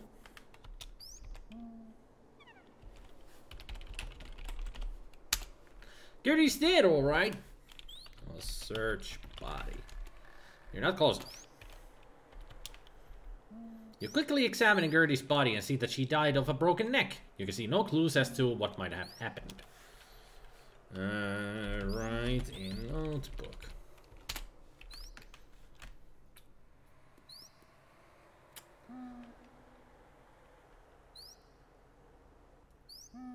Walk to outside the study. So that's right next to it.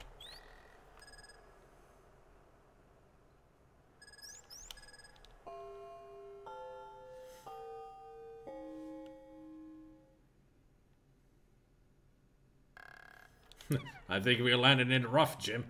I can't go out with this any longer. I must tell him about Wyatt. Let's go into the house and continue this discussion.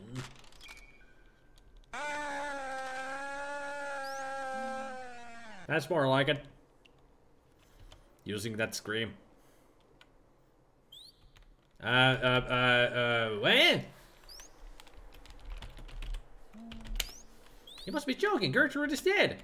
Yeah, what? Who? How? What?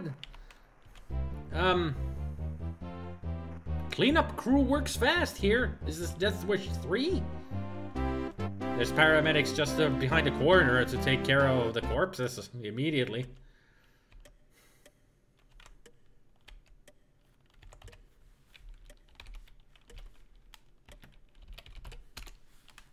The pendulum door is locked. You can't open it. Oh, pull the clock. That scream was very similar to the Impossible Mission C64 scream. That's because it is the C64 Impossible Mission scream.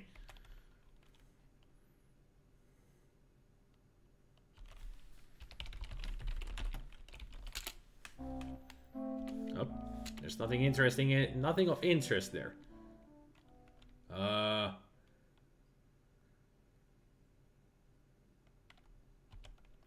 This was the wrong room that I went into. Why does it tell me to open cabinet, the left one? Was it in the billiards room that I need to open a cabinet in there?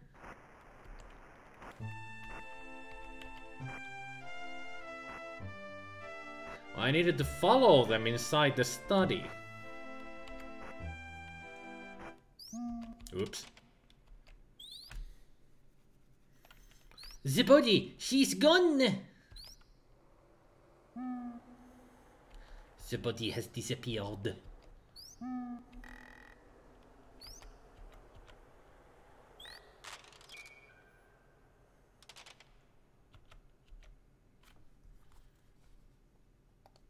You see a stuffed alligator on top of one cabinet.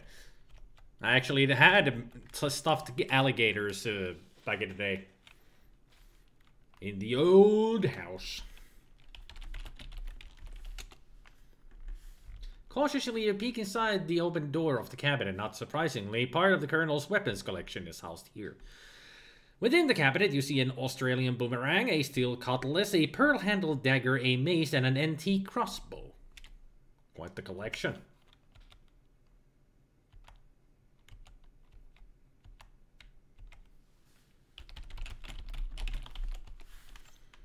And the Derringer is still there. Body snatchers!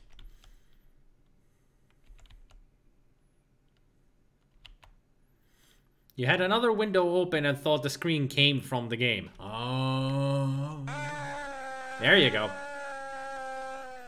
Ah.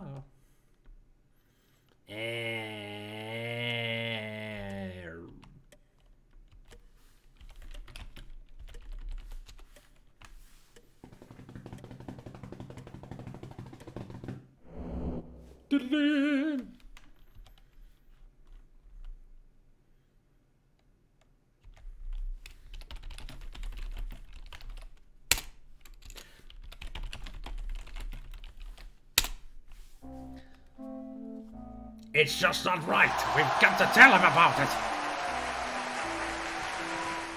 Good show, good show. Well done. No, it'll work out, Wilbur. I've got some plans. How are you going to replace the 100 grand we took from Andre? Where would you get that kind of money? I know people. I can do it. Trust me.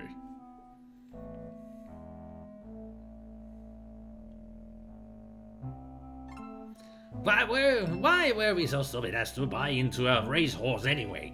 And to use Henri's money? We should have known better. It would have worked out, Wilbur. It wasn't our fault that fucking horse broke his leg. Hey, he cannot curse, but I can. All I can say, Clarence, is you'd better do something fast. Because if you don't, I'm fessing up. I'll handle it, Wilbur. Just don't be stupid and say something. Just know I'll handle it, Wilbur. Maybe Clarence is Mr. Ed. I've gotta go. Remember, don't say nothing. That's a double negative, so say something at least. Not everything, but something. Fascinating so far. Right in note. Book.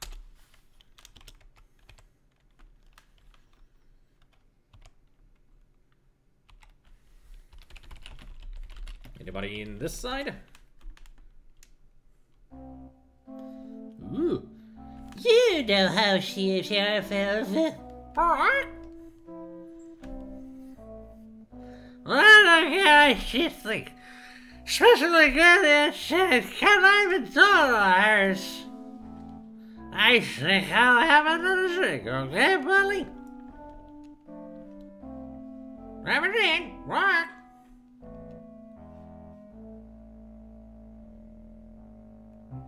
Cheers, oh yeah.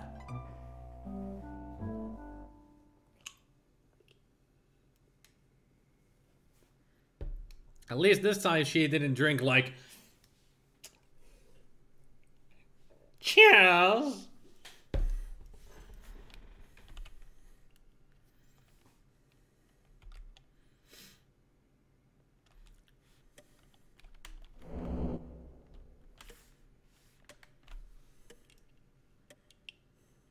Don't drink and play Sierra games. Actually, you should drink and play Sierra games.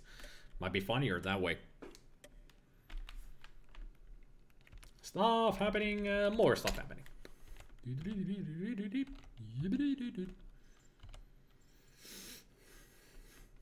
Nothing new here. Nice fire in the fireplace though. A cheery fire brightens the room. Yep.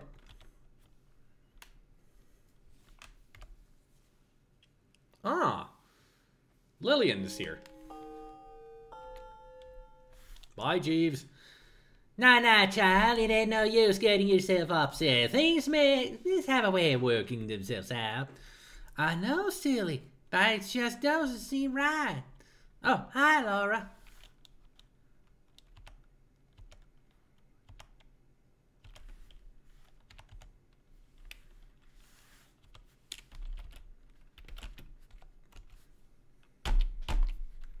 I can type. Damn it. What you want, Laura? Ask Lillian about Gertie. I could care less about her. Okay. Ask her about Ethel. Oh, I don't know. She's around here someplace. Probably drunk as usual. Well, I saw her, and she is. Colonel? I don't know what's wrong with him. I went in to say hello, and he told me to leave him alone. He didn't used to treat me like that.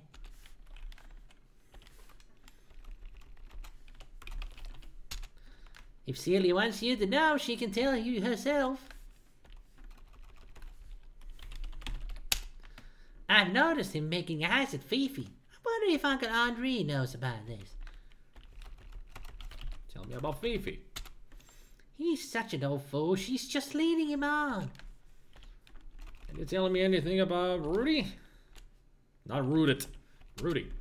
Rudy gambles a lot. I think he owes a lot of money to some shady people. How about Clarence? Mr. Sparrow may be able to fool my uncle, but he doesn't fool me. What's your mama doing these days, child? Oh, you know Martha Seeley. Can I ask you about Gloria? My cousin isn't as scared as she pretends to be. I happen to know she was involved in a scandal in Hollywood and they will never work there again. Indeed. How about the doctor? I can't stand that man. In his own way, he's as bad as Mr. Sparrow. Yeah, don't tell me about it.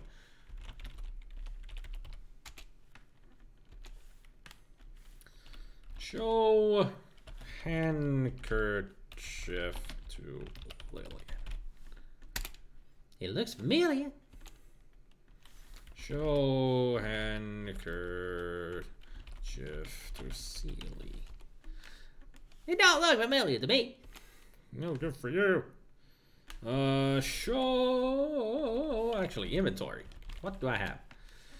Oil can, crowbar, notebook, a pencil, soup bone, a valve handle, and handkerchief.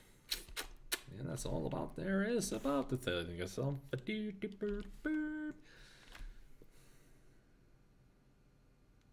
Is there anybody that I haven't asked about? I think I've asked about everybody. Ask Seely about Fifi. She's just the maid, asshole. What about Jeeves? He only the butler. Colonel? I ain't got nothing to say about him. Gloria? Don't pay no attention to it. You make the best bread, Silly. I just love it. Well, it'll be piping hot tomorrow morning. What about Rudy? Don't know nothing about him. How about Wilbur? Don't pay attention to him. Well, aren't you a book of all kinds of information today? As in, nothing. Let's see. Oh, I needed to follow Jeeves outside. Hopefully he's still there.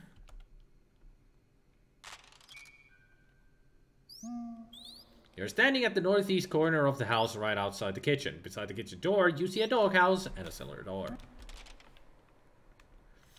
Come and get it.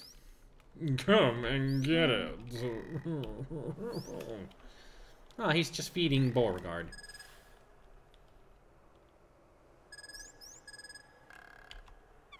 Poor puppers. All Beauregard snoozes in his doghouse.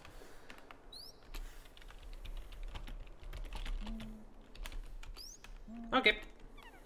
Whee!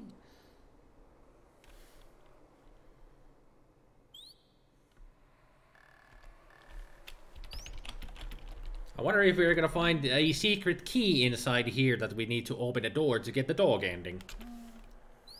You peer into the dark interior of the doghouse and look around.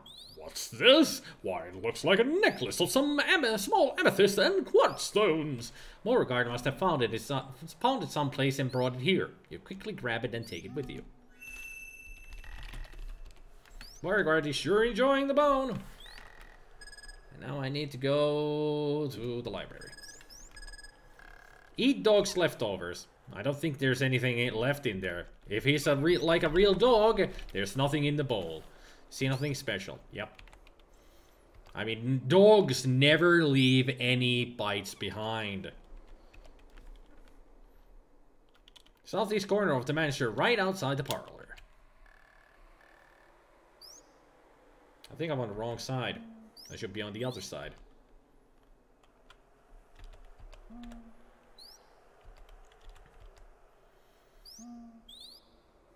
You're standing in front of the old plantation house right by the front door.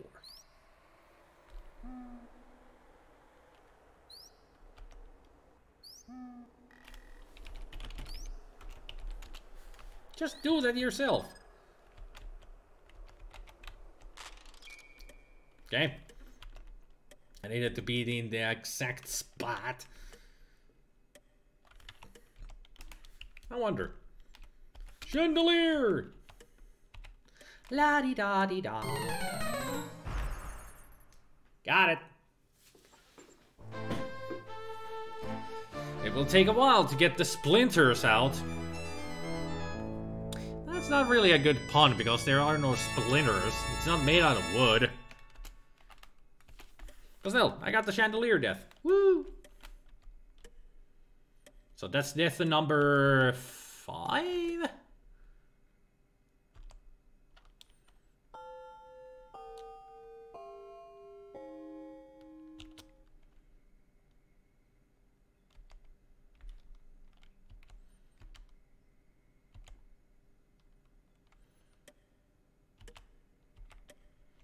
So I guess I just needed to go there to make the time go forward.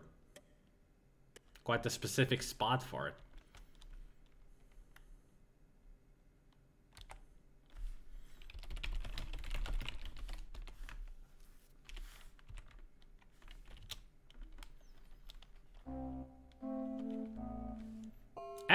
3. You seem distant, babe. What's the matter?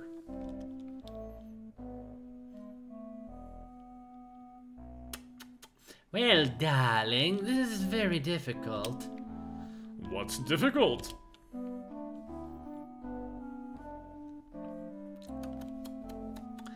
You and I want to end it.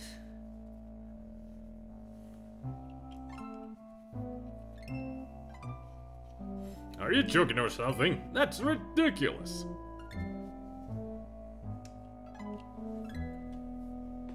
No, darling, I'm not joking. I have a new beau. He's a director. He's a director. Yeah, well, I have to think about this. What is there to think? She's leaving you. It's not a... I'll see you around, sweetheart.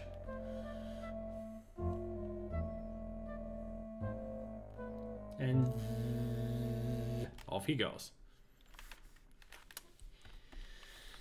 Lots of interesting stuff going around here in the house. Where's my cursor?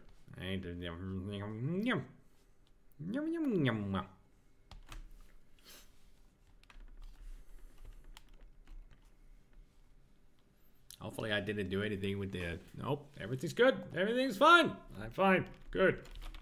Still going. One dysfunctional family, huh? It sure is.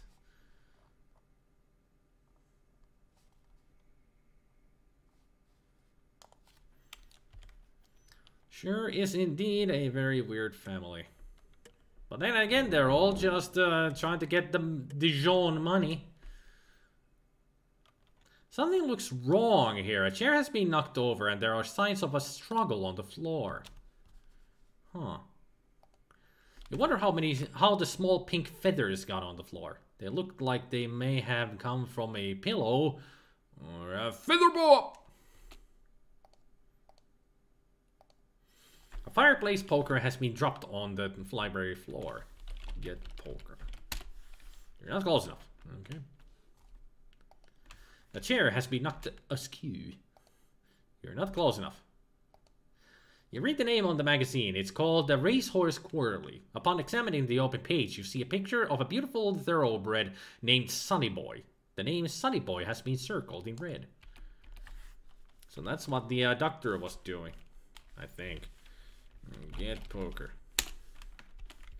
For Pete's sake.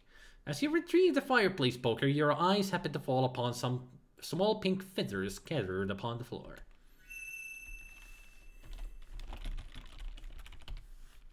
No, not writ. Right. Excuse me.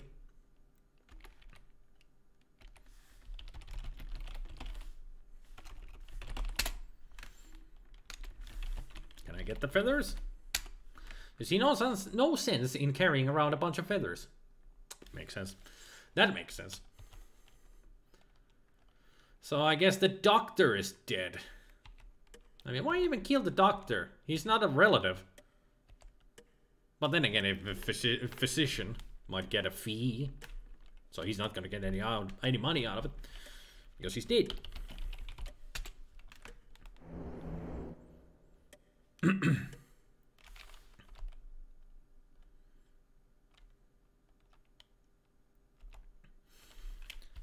Let's see if there's anything else going here.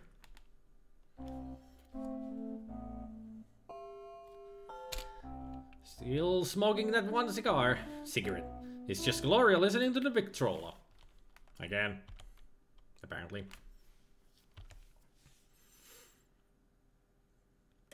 She really enjoys that Victrola music. I mean, who wouldn't?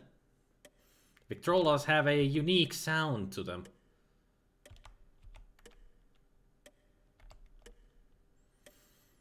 We actually didn't used to have a Victrola with like 100-year-old clay discs.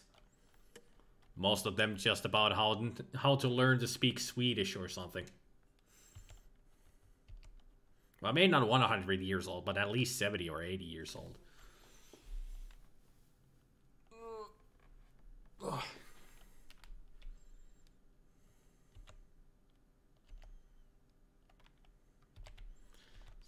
So we go on this side, we pull on this armoire, then we go and find out what is going on. Something suspicious is going on.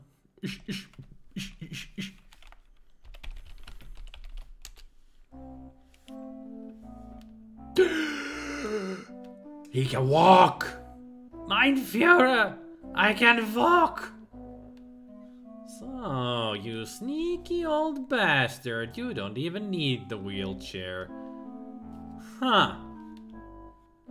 Aren't you the cunning bastard? I wonder why he keeps that as a secret. Maybe he's just doing that to show that he's supposed to be like super weak and all that when he's not at all. I guess he's just trying to get everybody killed. So he doesn't have to give his money to anybody. At least that's what I'm assuming.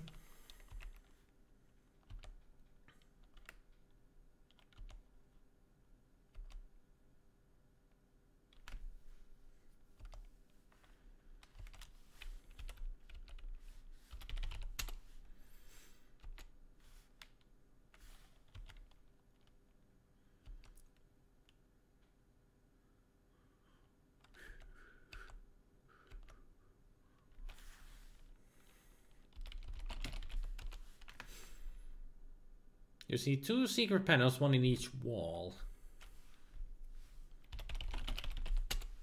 There's a small raised platform in the center of the secret room.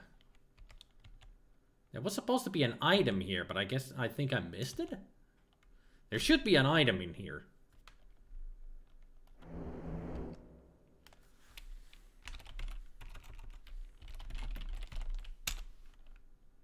Nothing important in there.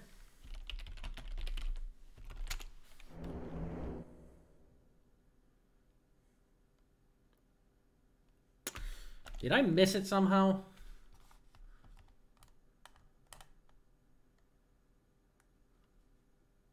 Oh. I need to find this item before I can continue.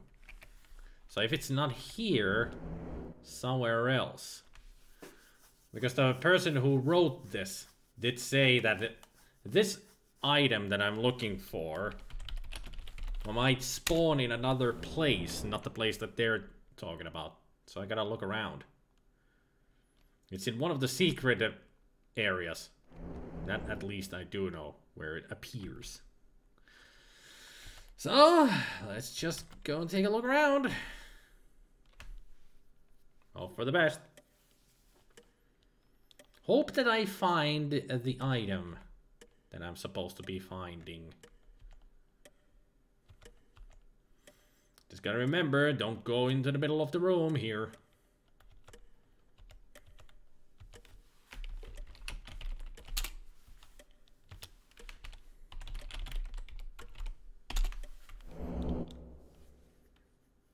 Aha! There it is. An old cane lies on the floor. Fine, I'll get right up on it.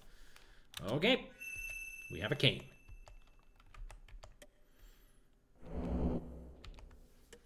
Because I need this cane for the next part.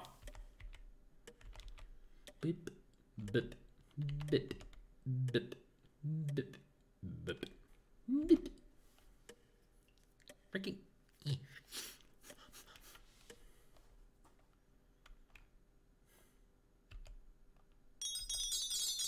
You don't shake at me, bitch.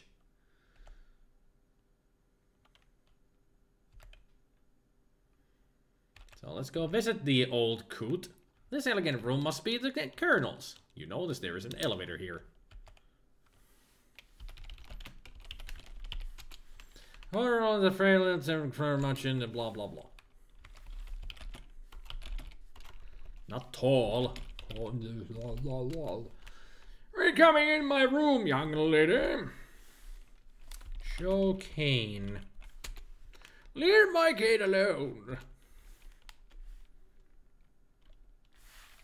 So it is your cane, huh? I'm not gonna leave it alone. I'm gonna keep it.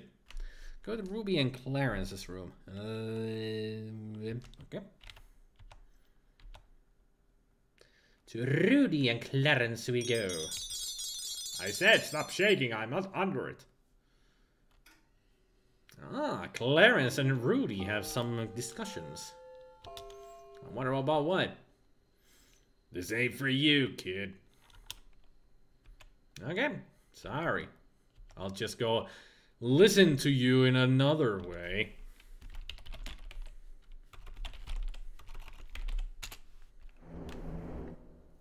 In a more clever way.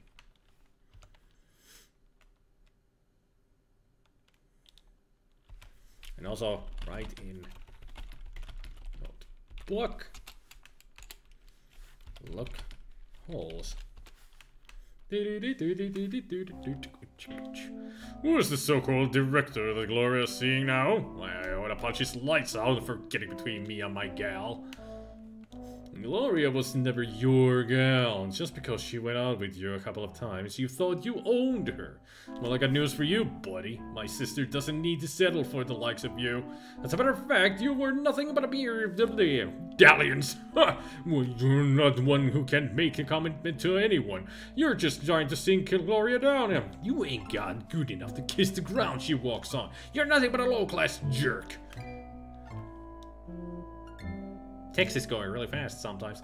Quit butting in between me and Gloria. This is none of your business. I'll handle it the way I want to. I won't be asking your permission. Don't worry, you jack. If I see you near my sister again, I'll cut you up in little pieces and feed it to the dog. Got it?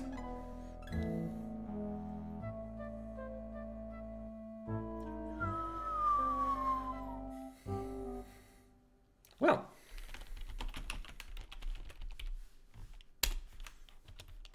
At least now we know what Rudy thinks of Clarence.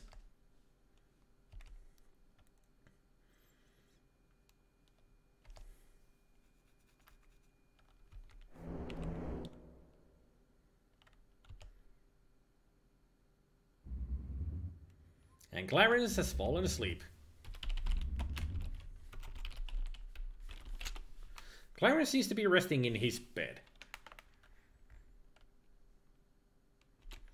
I got a feeling you won't be resting there for long, if you're not careful enough.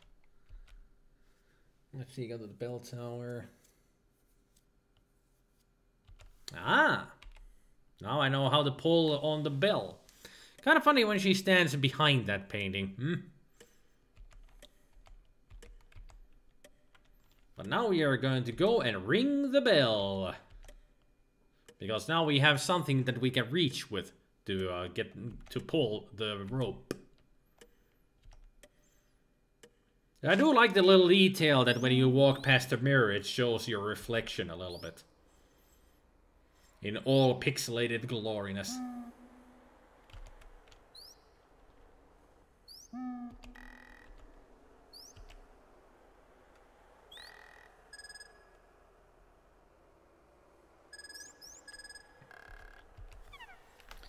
Pull rope with the cane. Reaching up with the cane, you hook it into the ring and... Uh-oh. Now you're a real Southern belle. I didn't save. I'm an idiot. Act 3. I didn't save.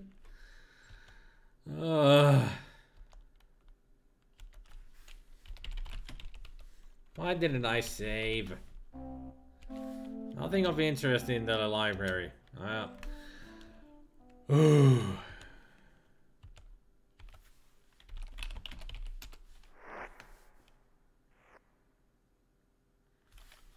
Secret printer closes behind you. It leaves no trace. Something looks wrong here.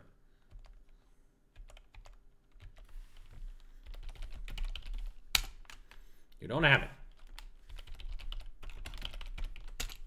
Fireplace poker has been dropped on the library floor. You see small pink feathers scattered about the floor. The chair has been knocked askew.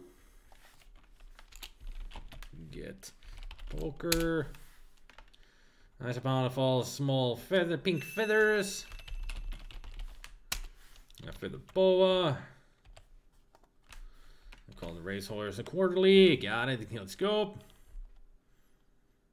A real southern moi. You darn tootin' I'm southern. Actually, I am southern. I live in southern Finland. So yeah, I am southern.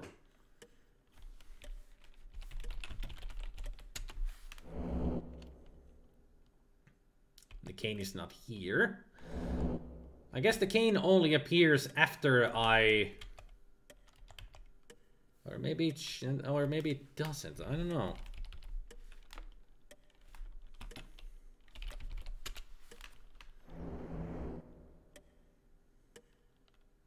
Ah, there it is.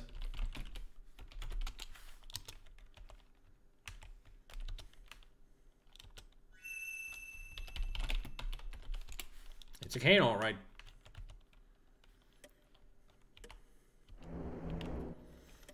I think with the bell tower, I was on the wrong side of the tower to pull the bell. As in, I went under it. I should be on the side. Yeah, it's always at a random location in one of the secret corridors, so you just have to go through all of them until you find it.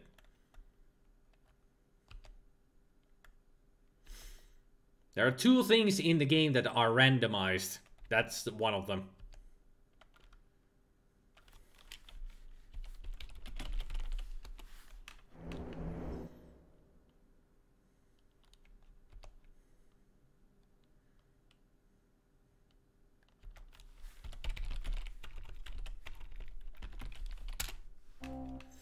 And now we get to see this.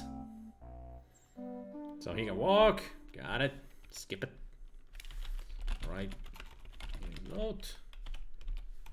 Book. All the observations so far.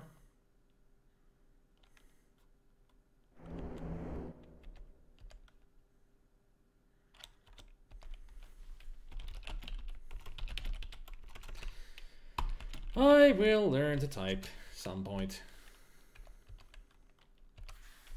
Show cane to kernel. Leave me alone. And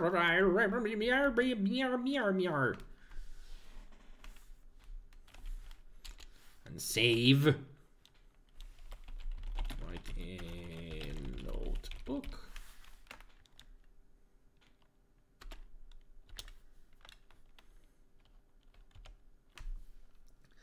Gotta do this again.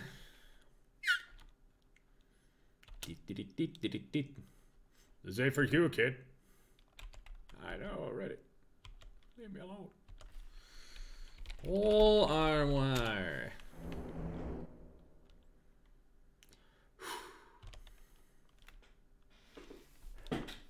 Ooh. Lock holes.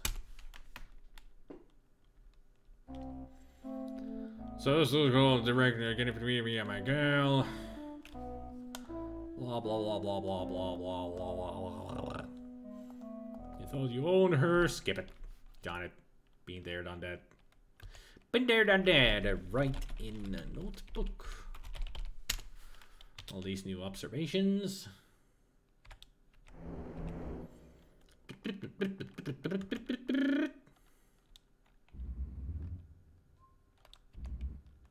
So he's sleeping there now.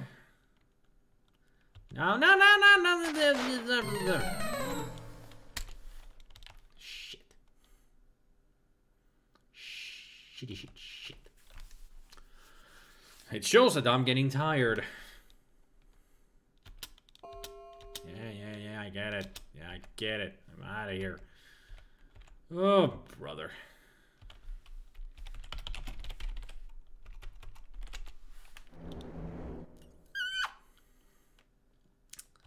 La da da da da dee dee dee dee dee da da da da dee.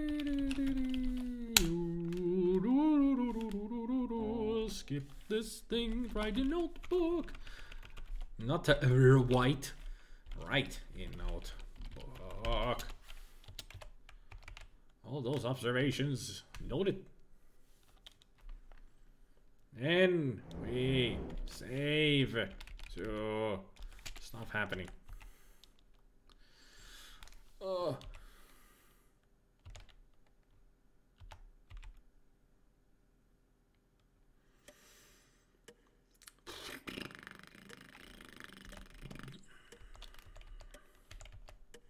No, don't go up there. Downstairs. Keep going. I wanna get to the bell tower. I just wanna do this. I just wanna do this bell tower. I wanna get to Act 4. That's where I'll stop. That will be the half point of the game anyway. We'll be through halfway of the game. Once we get to Act 4. There's only 7 acts in this play. So I need to be on the right side of the tower. Okay, got it. Let's save. Stuff happening. No, don't want to enter any input. Use cane to pull ring. There we go. Look out, it's falling! Phew, that was close. What's that attached to the bell? Some sort of metal crank. Get crank. No! It's Ethel. She looks a bit drunk. Okay, thinking it might be useful, you remove the crank from the bell and take it with you.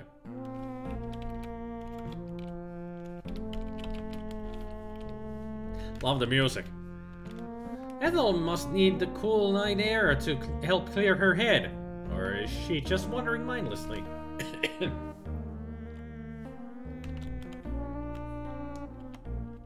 This music is the best.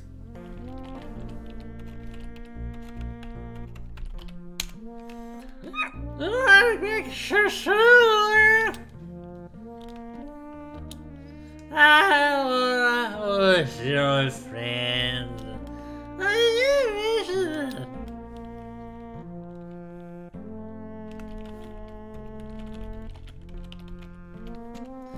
I should put a little snort.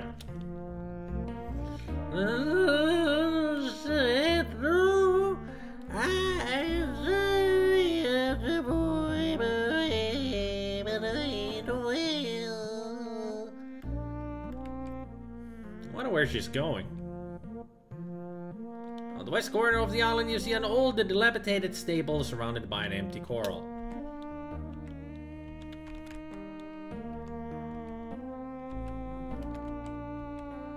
I hope she doesn't walk off to the shore. Well, she's gone.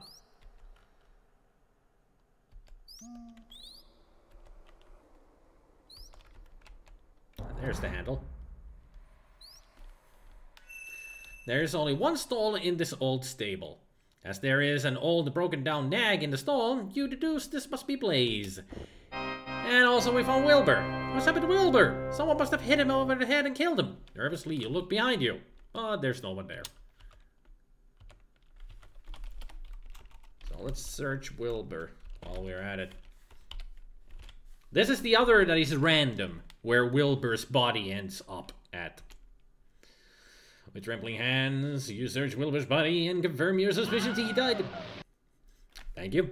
That he died by a tremendous blow to the head. Must be the poker. What's this? Why, it's Wilbur's monocle. Thinking it might come in handy, you take it with you. Wilbur, Wilbur, you're dead in the stable. It appears as if Wilbur was fatally hit on the head with a blunt arm instrument. Might be the poker.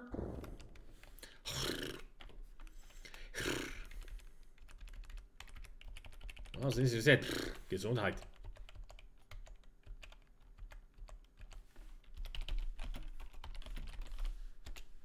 Blaze must have once been a beautiful stallion, but now, with many passing years, he has been reduced to an old, broken-down nag.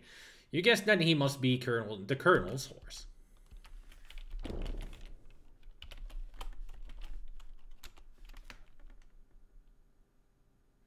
As you stroke Blaze's velvety soft nose, his eyes open wide and his ears twitch uncontrollably.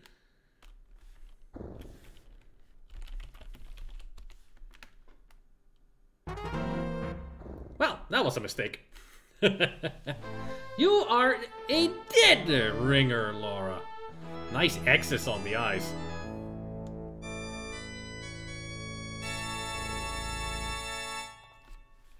Alright, don't free Blaze. That is a mistake. That must be Blaze's old bridle. A lantern hangs from the wall inside the stall. Well, we'll come back to that later. But what I need to do is get to... Not that, that's the chapel. I need to get to... Need to get to the playhouse. Ah, which is to the right. To the right, to the right. Right up there. You have come upon a ramshackle little playhouse. Hanging from a nearby tree, you see an old rope swing. Seeing these long ago playthings makes you wonder about the children who used to live here.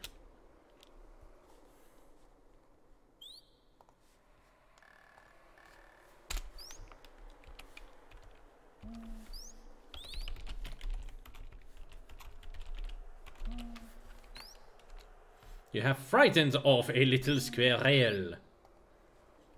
Or squirrel. No, I didn't mean to. This is an old playhouse that some long ago children played in. That's a very fancy swing. A charming old swing hangs from a nearby oak. Well, it's between two oaks, not just one. So what am I supposed to do here?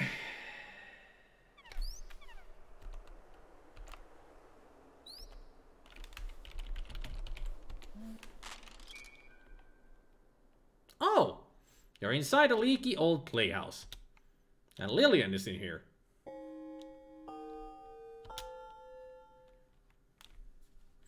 And then he said... Then he said what? What kind of a poster is that back there? This is a bit odd. Your friend seems to be reading a book to those old dolls. Well, why not? Dolls have feelings too. Haven't you seen Toy Story?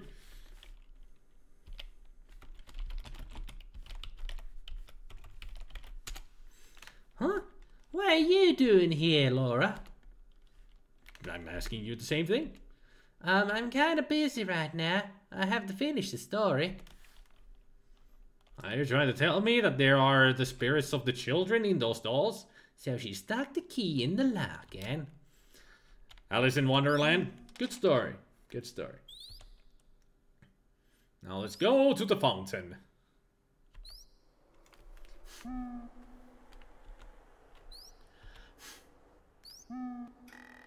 The freaking hair in my nose keep itching. This is an exquisite statue of a dancing satyr. And I'm not talking about the humor style. Rose Garden, hedge garden. I think it's in the hedge garden where I need to go. I think that is where the fountain is. Certainly looks that way. You hate hair in nose makes you always sneeze. Yeah, I'm not sure if this is just a loose nose hair or is one of my mustache whiskers going up in there. There is a poor but clean shack here on the edge of the old sugarcane fields. Nearby, you see a small chicken coop. Through the rusted wire of the coop, you can see the feathered forms of two chickens that Seely keeps. But you gotta be careful of the El Pollo Diablo.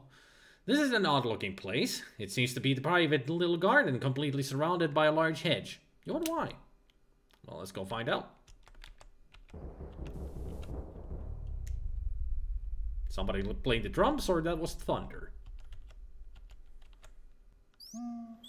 This hedge garden is very strange. In the center you see a small fountain while a nearby statue overlooks it. Perhaps at one time this was someone's place of quiet contemplation.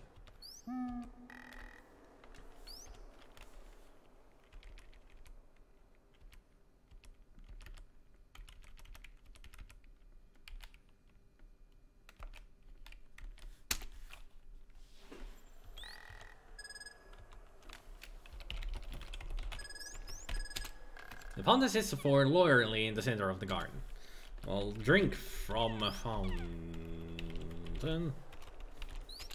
You're not thirsty. Pfft, you're no fun. Roger would have been lapping out of that like in a heartbeat, and so would have been King Graham. But not Laura, she's not thirsty. She's not funny either. Well, this doesn't look suspicious at all. A statue of a dancing nymph overlooks the fountain. What's this? You notice a small square shaft protruding from the base of the statue. It's right there. So look, crank. Look, valve. Use valve in shaft. What do you want to do with the valve handle? Use handle. Put handle in shaft. The metal valve handle is now attached to the valve stem at the base of the statue. Crank that bitch. The game does not understand bitch.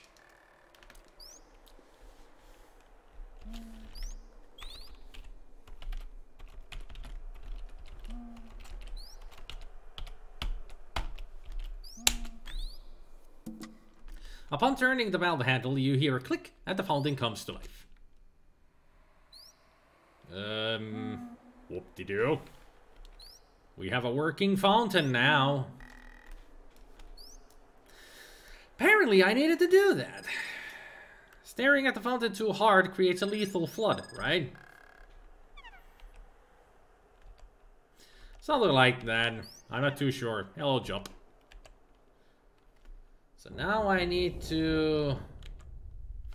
It says to go to the chapel and search Wilbur, but we have already found Wilbur, and now I just need to go into Fifi's room. Let's go through the kitchen. Nobody here. The coffee's done, apparently.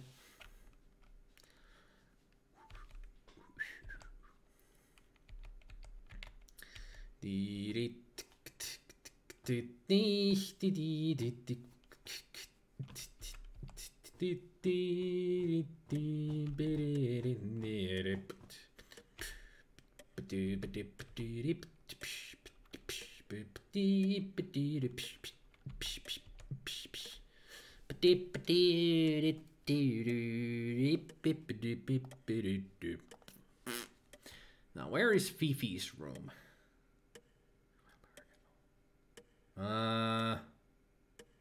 I think Fifi's room is the one of the doors that we have seen many times upstairs on the left. Because the stairs on the right lead to the attic, so I think the door on the left right here is to Fifi's.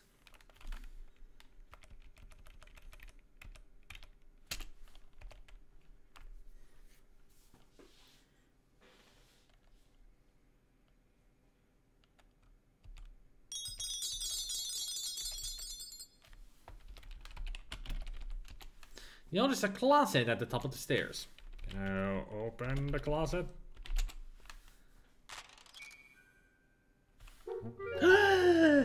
That's what you get for being such a snoop, Laura.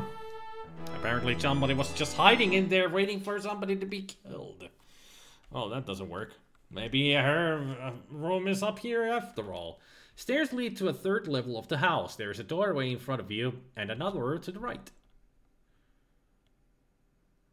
How about we go to the right? This must be Fifi's room. Although her room is in the attic, she has fixed it up nicely.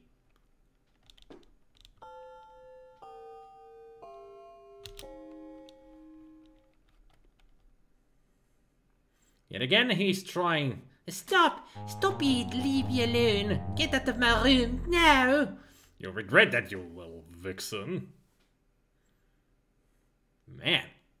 He's really after her. Period.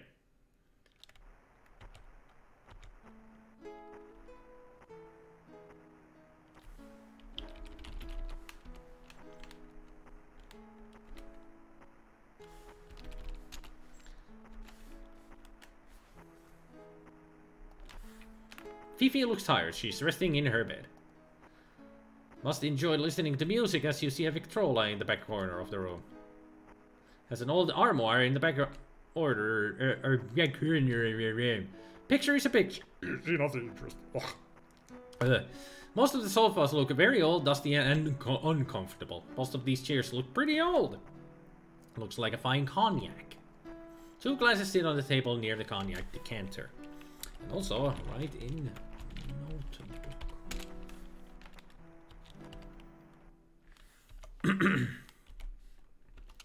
And also, save upstairs. Open door. The door is locked from the other side. Okay. So, do we need to solve some kind of a puzzle like in Resident Evil?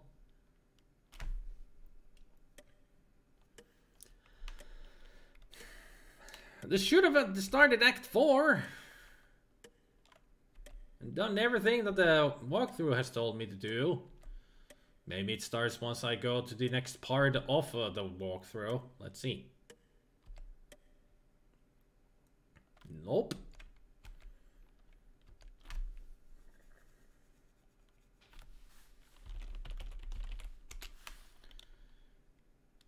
I do have the monocles. I did find Wilbur already.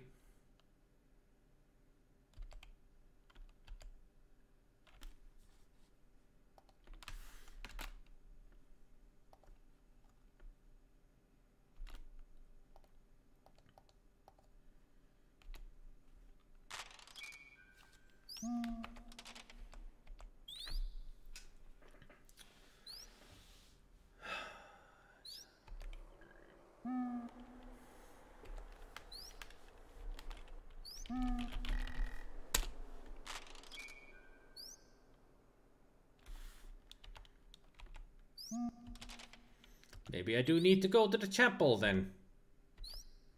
Because in the walkthrough it tells me to go to the chapel and then Wilbur should have been there, but...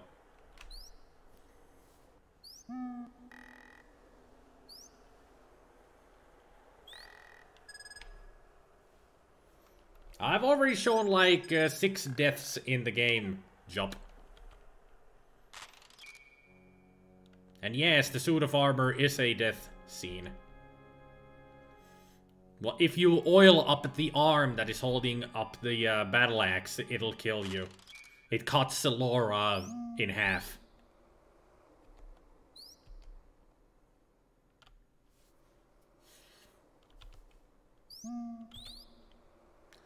So how do I move on to the next freaking...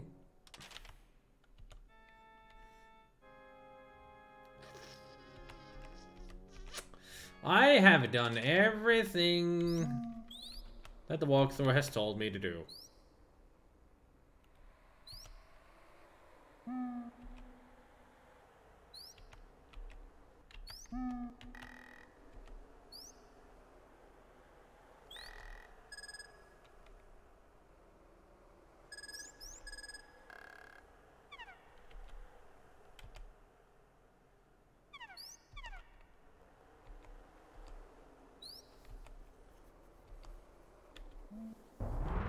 Is Wilbur still here? Nope, he's gone.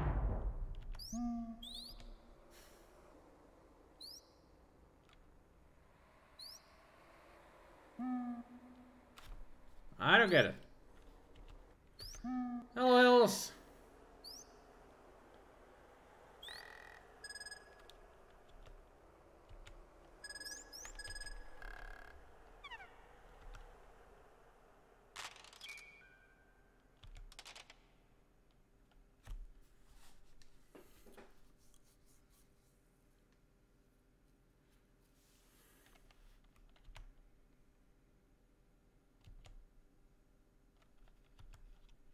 Oops.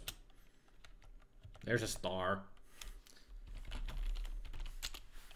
Just another thing to carry around. Better leave it here.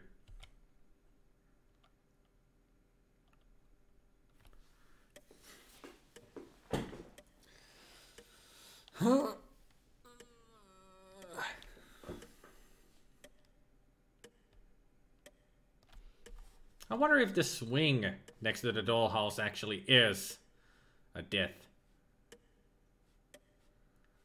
Let's see. Okay. Ah, it is. Let's try it. It does tell me that they don't sit on the swing. And we shall do so.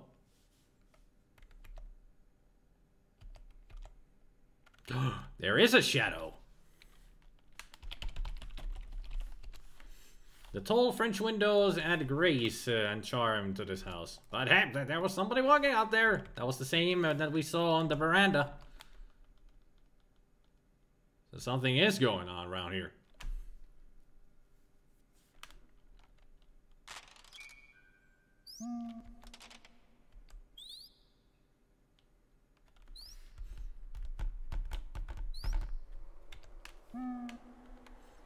Oh no, another squirrel that we have scared.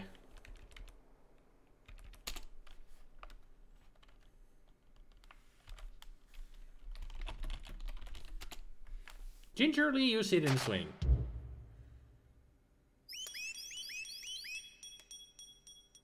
Well, we broke it. How embarrassing. So another death scene, but we broke the swing. Oops. Broken swing hacked. Yeah, broken swing. Use the swing. You broke it.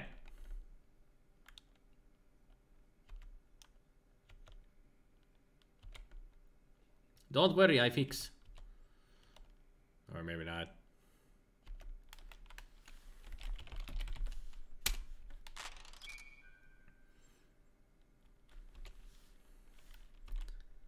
Well, tell Lillian about swing. It would appear that Lillian is more interested in reading a book to some old dolls than talking to you. It would probably best to leave her alone right now. Okay. Hopefully breaking that swing doesn't come and bite my ass later.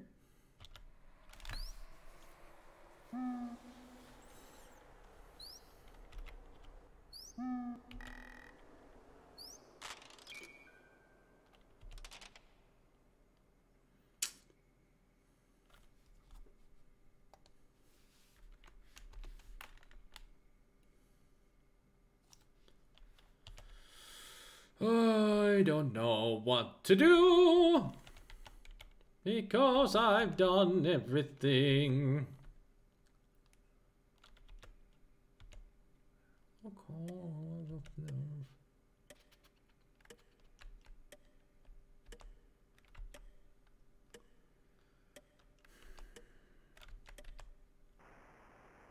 Yeah, there's Glory. Ah, now it did it. I guess I needed to walk into the billiards room. Well, Act 4 it is. And I'm gonna leave it at that because I am aching all over the place because I've been stretching out with my left arm and now my neck hurts. Ugh, that mirror didn't seem to reflect your lady vampire. It does reflect, I was just too far away from it. But it does show a reflection. My reflection, that is.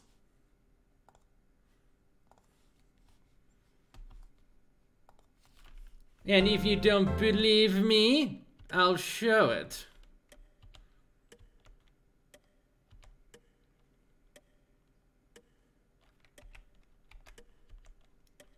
See? You can see a little bit of a reflection there.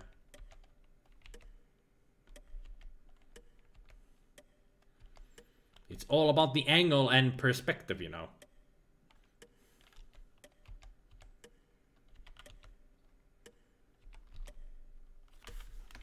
But it shows. So, we got pretty much halfway through the game already. I mean, like I said, there's only there's 8 acts to the game. So we're not even halfway through. If I went through Act 4, then we would be halfway through. But, like I said, starting to ache here because of the stretched arm. That is a neat effect for those days. It is. It is. But as I said, I shall leave it here, and tomorrow we will continue with the Colonel's Bequest. We'll see if we'll be able to play the game through tomorrow. If not, then we will not. And remember, don't put dogs in stoves. Yeah, please don't. Why would you even think of doing that, you evil, evil people? But thank you everybody for joining the live stream. Hopefully you had fun here. At least I did. With a walkthrough, this game is a lot easier. Because you would never have realized to go through all of those secret rooms and just doing stuff in there. But I've been enjoying it at least. So that's good. So I'll see you guys tomorrow for more of this. And remember, don't wear your thumbs. And, whatever. Stuff. Things. And I'll see you tomorrow. Take care, everybody. Bye. But hamsters in microwaves are totally fine. Of course, of course.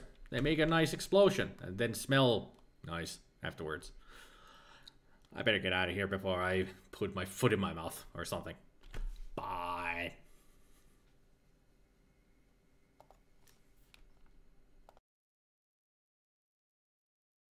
Wrong video, you dumbass. Mistakes were made.